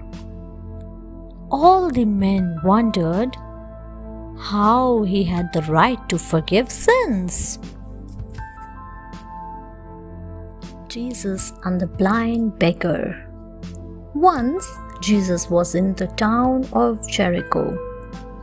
A blind beggar named Bartimaeus came to know about this. He had heard about the miracles Jesus had performed, so he called out, "Jesus, Son of David, have mercy on me." Those who led the way rebuked him and told him to be quiet, but he shouted all the more, "Son of David, have mercy on me." He shouted again and again till Jesus heard him. Jesus told his followers to bring the beggar to him. When Bartimaeus was brought to him, Jesus asked him, "What do you want me to do?" The beggar replied, "Have pity on me, son of David. Let me see again." Jesus said to him, "Regain your sight. Your faith has saved you." Immediately, Bartimaeus regained his sight. He was very happy.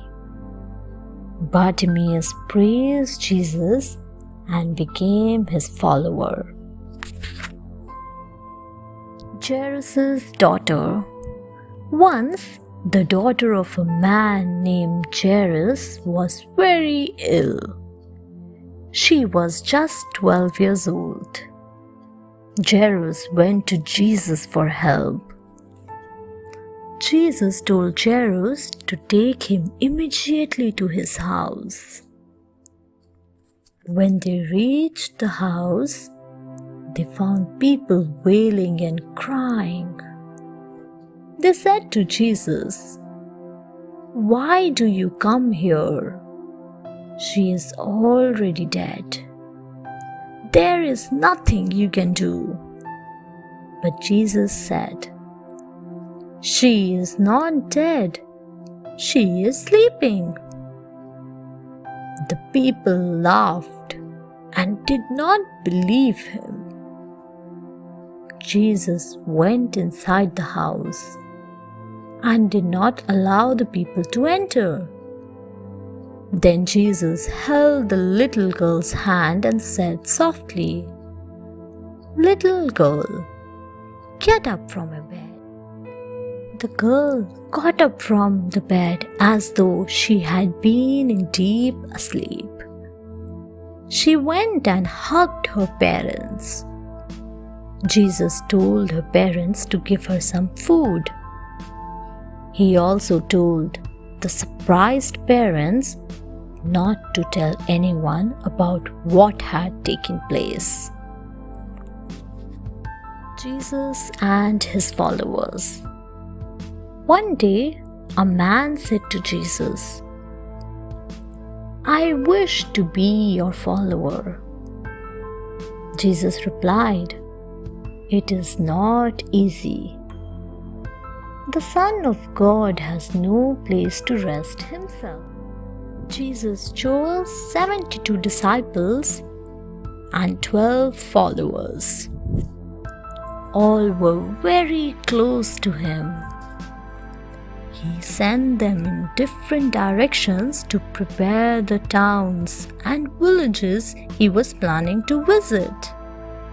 He told them, "When you go to a house, the first words you must say should be, 'Peace to this house.'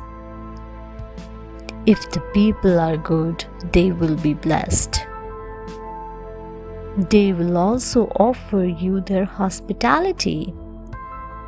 You must help all those who come to you and cure the sick as well. If they listen to you, it means they listen to me. But if they do not listen to you, they are denying the words of my heavenly Father as well." The farmer. One day, Jesus told his people the story of a farmer plowing his field. Plowing was a hard task.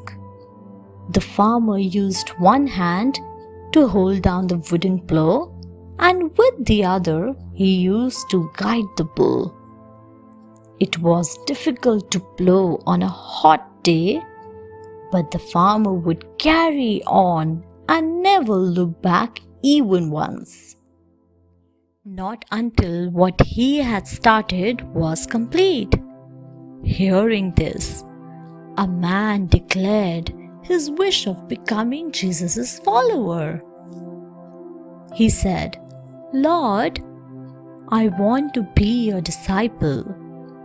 But before I do, I wish to visit my family and friends and say goodbye to them.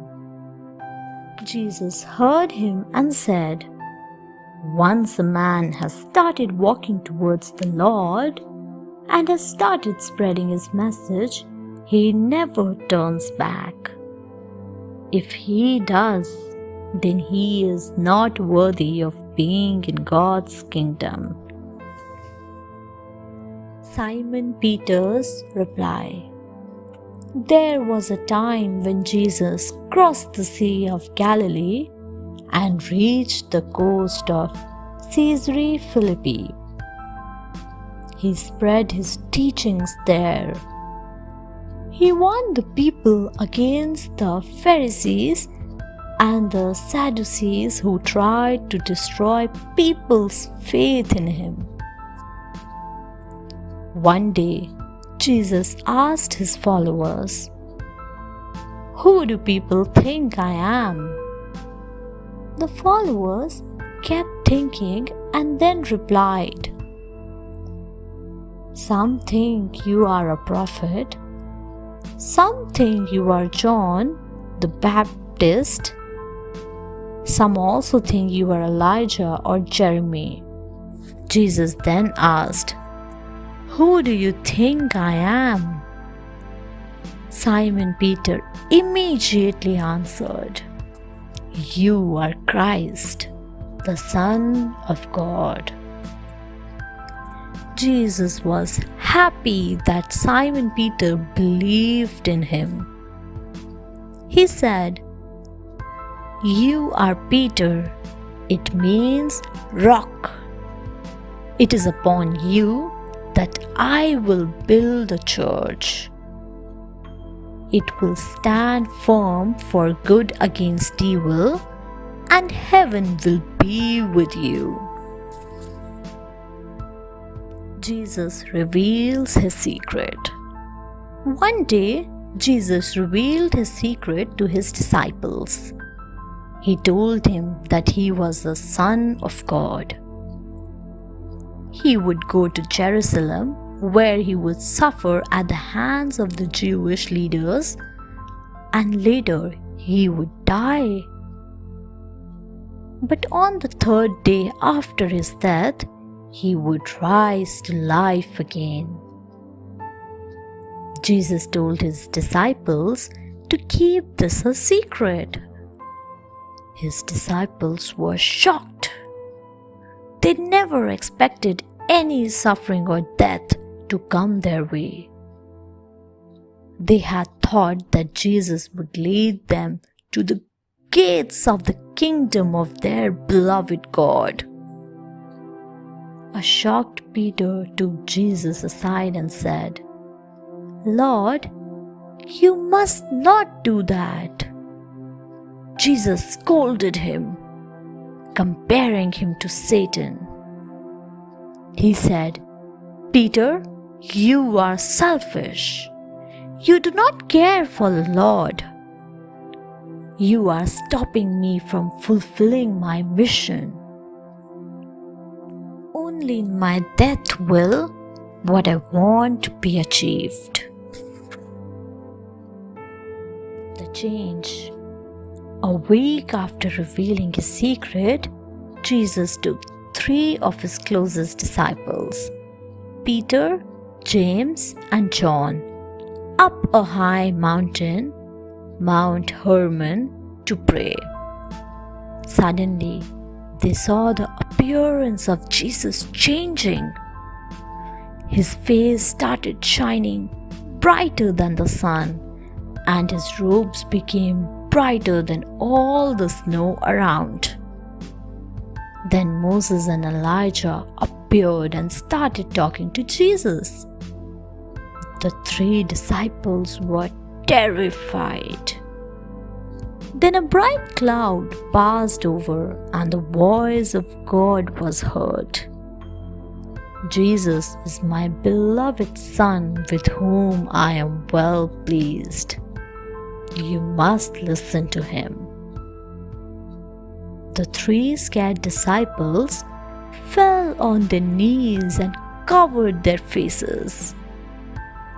Jesus came to them and said, "Do not be afraid." When they looked up, they saw only Jesus. While coming down the mountain, Jesus warned them that they must not tell anyone about this till the time he died and rose again from the dead. The two sisters. Once, Jesus arrived in a small village called Bethany. He was invited to the house of Mary and Martha. They were two sisters. While Martha would hurry around the house all day long to make it neat and proper for the guest, and her sister Mary would do nothing. After a while, this fact bothered Martha. She felt that while she was working so hard, her sister would just sit at Jesus' feet and not contribute in the household work at all. Finally, she went to Jesus and complained. She said, "Lord, while I work, Mary does nothing. She just sits at your feet. It is not fair." Jesus replied calmly, "Mary is wise. While you worry about worldly things, Mary listens to me. It is more important to listen to me while I am here than be engaged in the household work all the time." Jesus and praying to God. Jesus was a man of God. He loved to pray to God. There were times when he would go and pray alone. According to him, it was necessary to have some time alone with God during a day. One day, his disciples asked him how to pray to God. Jesus replied, "While praying, you should say, 'Father, may your name always be held holy. May your kingdom come. Give us each day the bread we need, and forgive our sins, just as we forgive others who have done us wrong. Do not put us to the test, but keep us safe from all evil." He further mentioned that while praying, one should tell God what one needs. There should be no holding back from God. He will give you what you want only if you believe in Him fully.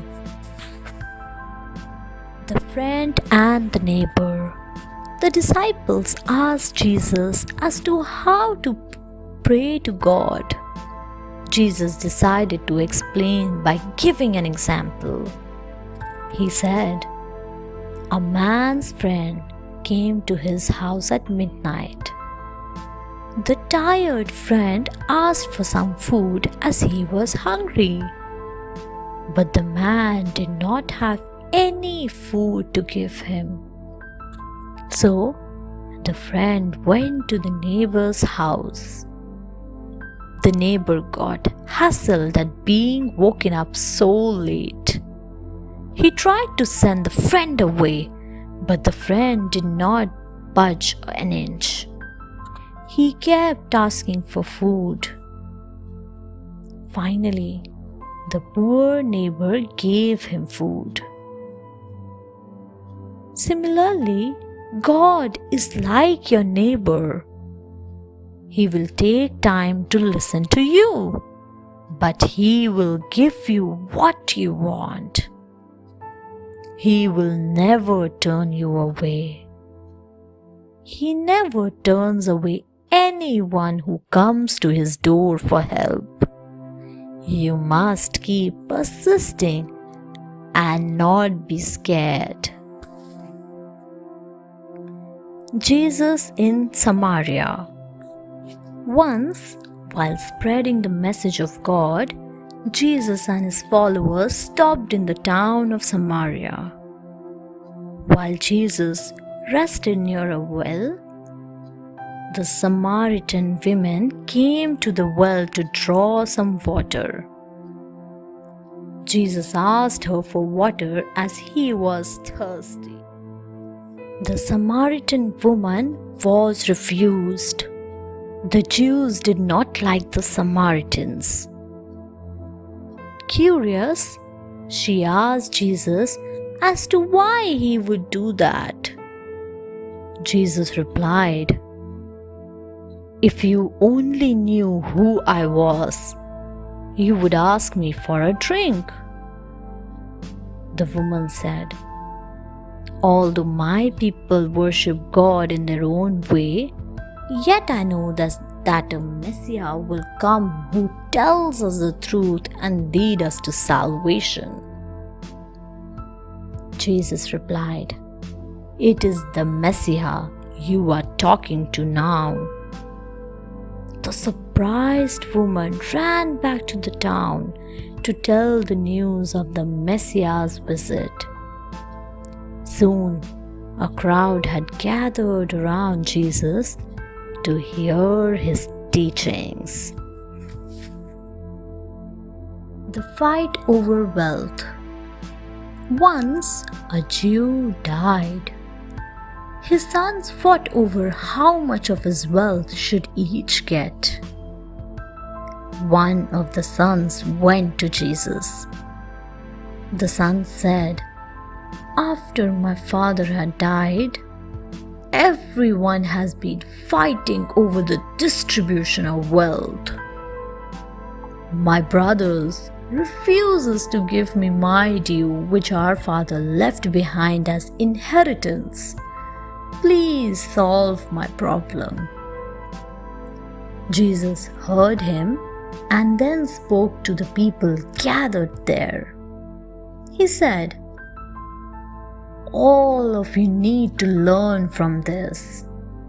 It is what is inside you which really matters. Wealth is not important.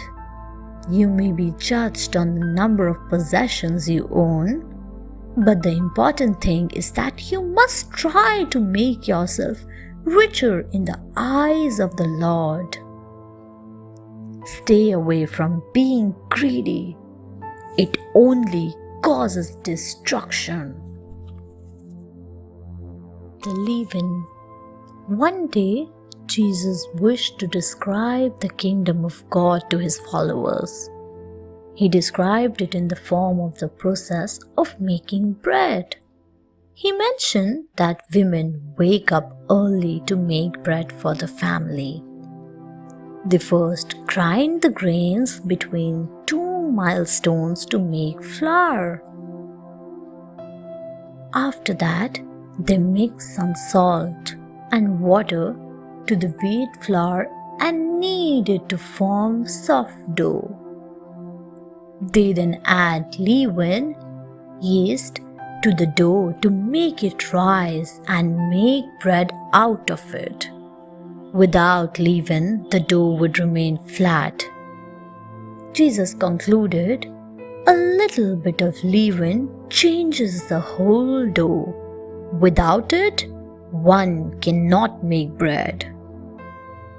The Spirit of God is like leaven. It is present in the hearts of few, but the ones who possess it have the power to change the whole world, just like leaven in the dough. The rich man. Once a rich man was looking for a way by which he could gain eternal life. So he went to Jesus for help. Jesus asked, "Do you follow all the commandments?" The rich man replied that he did follow the commandments strictly. The rich man wanted to know if there was anything else that he could do. Jesus replied, "If you really want eternal life, then distribute all your wealth among the poor and join me in spreading the word of God." The rich man was shaken. He did not wish to part with his wealth. Jesus looked at him in sympathy. He knew how difficult it was for such a rich man to give up everything. Jesus asked, "It is easier for a camel to go through the eye of a needle than for a rich man to enter the kingdom of God." The ambitious guest. This parable reinforces the importance of humility. Once, Jesus told a parable. Jesus said that it was better to be modest than to have pride or to impress other people. To explain this, he gave the example of a wedding feast. He said, "If one is invited to a feast, then one should not look around for the best seat. This is because it is possible that one might be asked to move somewhere further down the table by the host to accommodate a more significant guest. This would prove to be awkward for him. But if in the beginning itself one takes a seat at the far end of the table, it might be possible that the host would ask him to move to a better place. In this way, his prestige would increase. He would feel honored." The grand feast. One day, Jesus told his followers a story. A rich man decided to give a grand feast to his friends. The invitations were sent and preparations were made. Then the rich man sent his servants to go and fetch him guests. One by one, the guests started making excuses for not attending the feast. By the end, each guest had refused to come or made an excuse. On hearing this from his servants, the rich man was furious. He ordered his servants to search the streets and the alleys for the poor and beggars and bring them to his feast. The rich man said, "Not one of those who were invited will get a taste of my banquet." Jesus said, like the rich man's story, God would offer his kingdom to those who believed. Lessons by Jesus. There were many people who wanted to become the followers of Jesus. But Jesus always used to tell them that it was not easy. Like a builder, one must first make the plan, examine the cost, and then start the work. Working without a plan would lead to many problems. Anyone who wants to build a temple for God in his heart must first examine the commitment required. Jesus gave another example, that of a king going to war. No king would march his army into the battlefield without first making a plan and weighing the pros and cons. If his army is small, then he might try to avoid the war and think of other peaceful means. Jesus concluded, "You are ready to become my follower only if you are able to give up everything that you love the most." The vineyard owner. Once, Jesus told a parable of a man who owned a vineyard. The owner needed workers to pick the grapes. So, he went to the marketplace to hunt for workers. He saw some idle men. He said, "Work for me in my vineyard, and in return I will pay you 1 silver coin." The men agreed happily. The man went thrice to the market to get workers to his vineyard. In the evening, the owner told his servant to pay the workers. He said, "Pay first to those who started last." However, the workers who had been working since early morning did not like this. They felt that they should be paid more as they had come first. They complained about this to the owner. But the owner replied, "You agreed to work at the price I offered. You are all equal in my eyes." Similarly, in God's eyes, everyone is equal. Jesus feeds 5,000.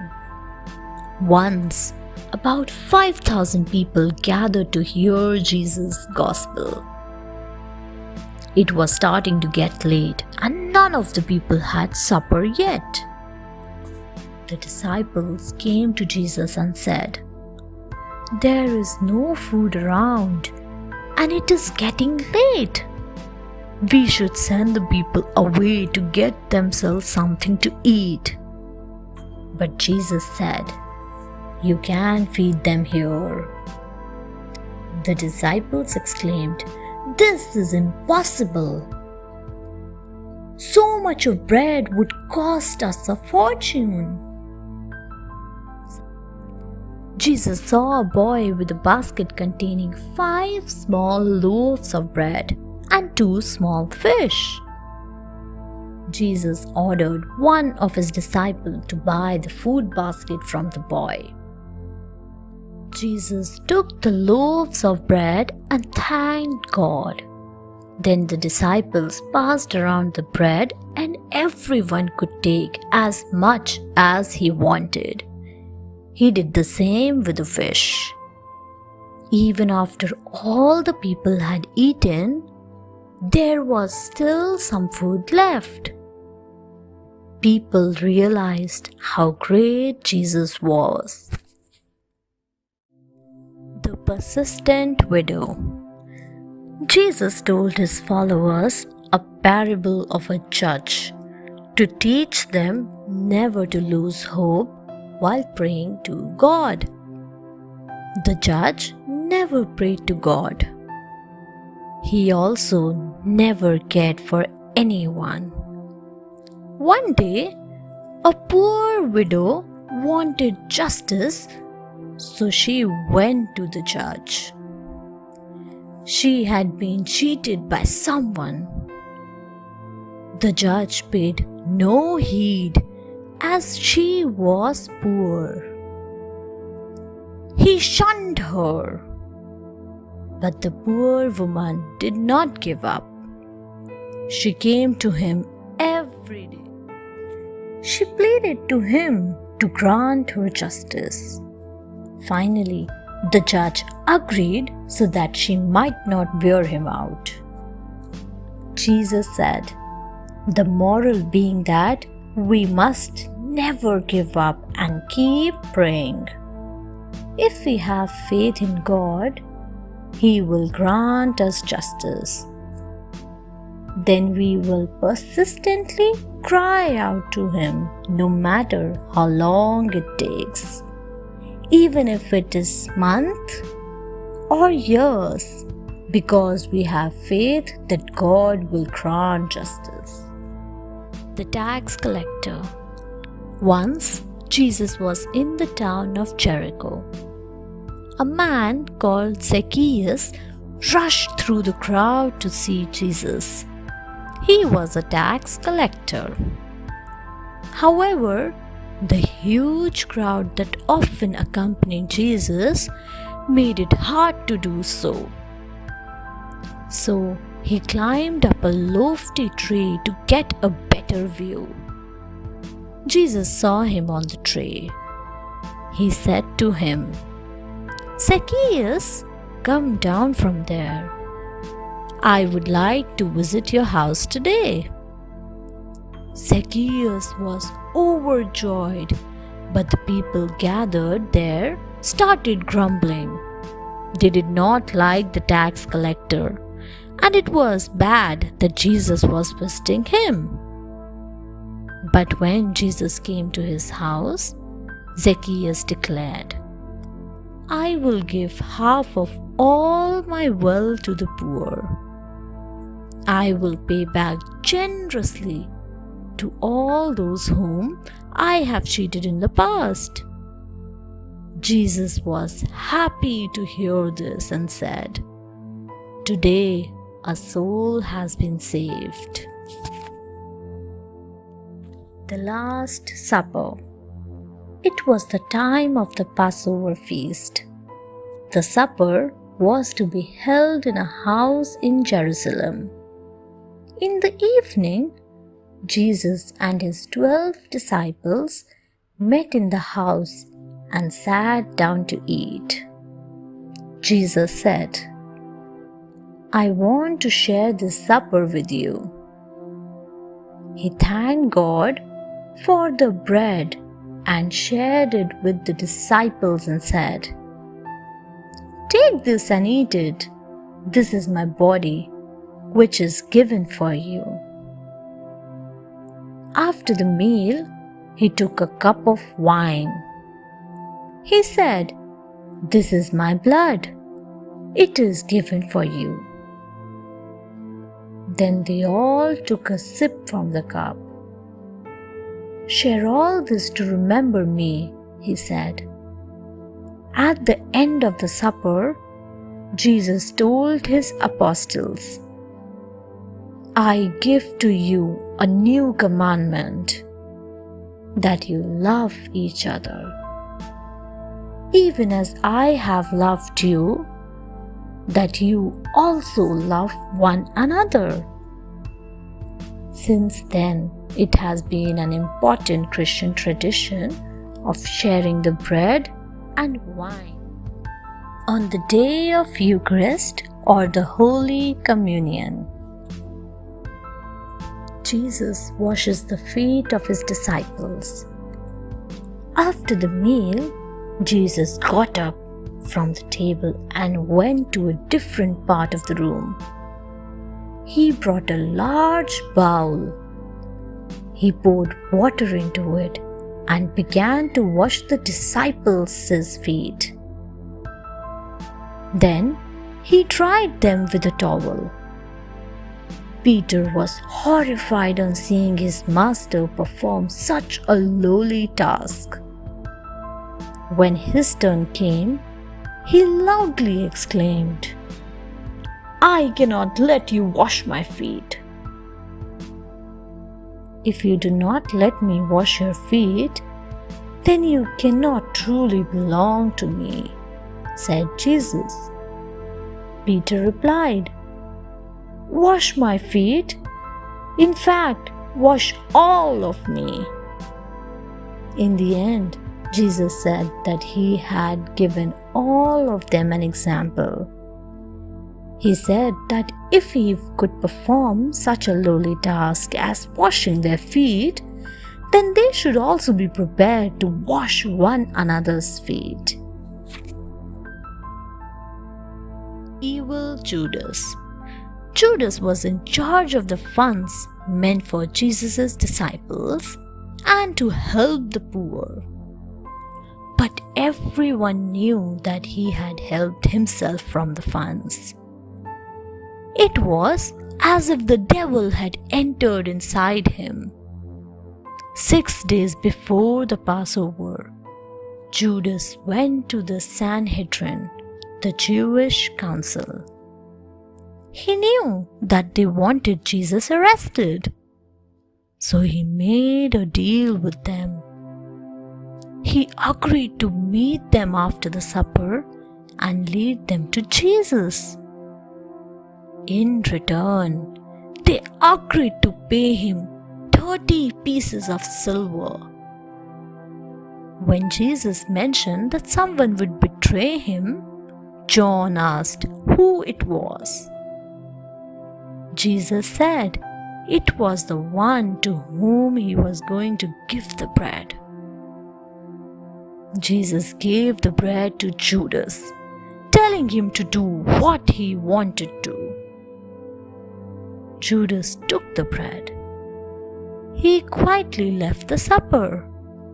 The other disciples thought he had gone to give some funds to the poor. Jesus in the garden. Jesus and his disciples walked to a garden called Gethsemane after having the supper. It was on the Mount of Olives. They often used to come there. It was their favorite place. He told his disciples to wait while he went to pray. He took Peter, James, and John. He took them to keep a watch over him while he prayed.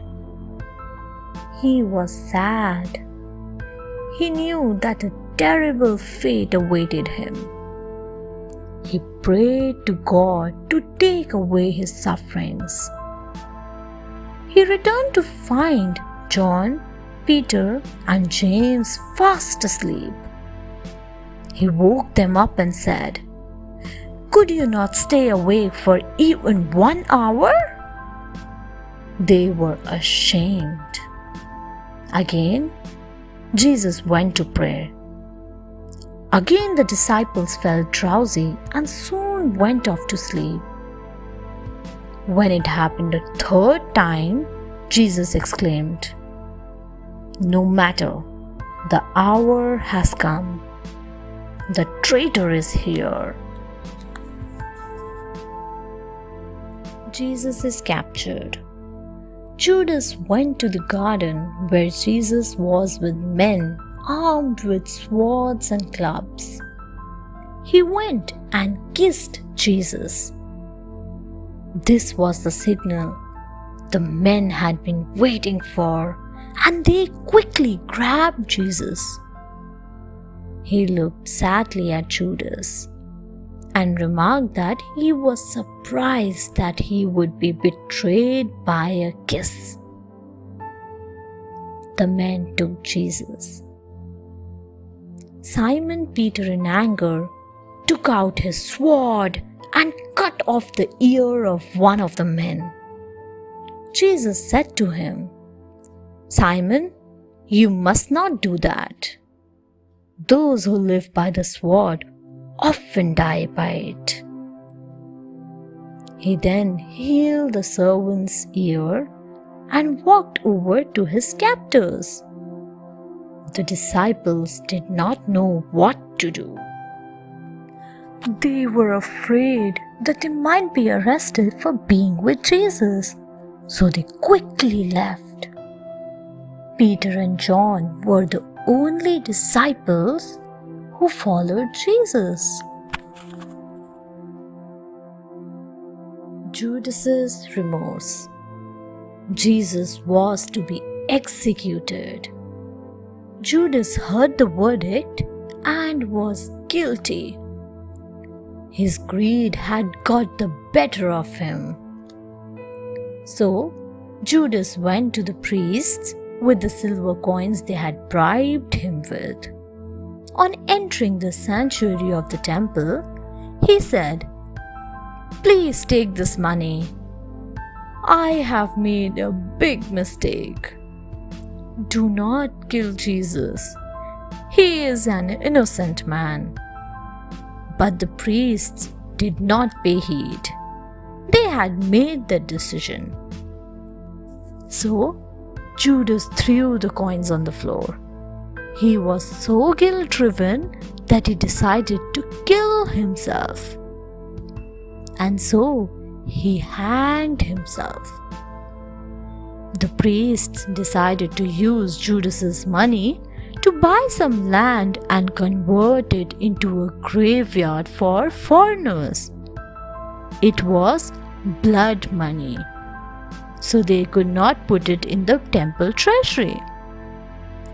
This place was known as the Field of Blood. Thanks for watching. Do like, share, subscribe to Sahil Book House.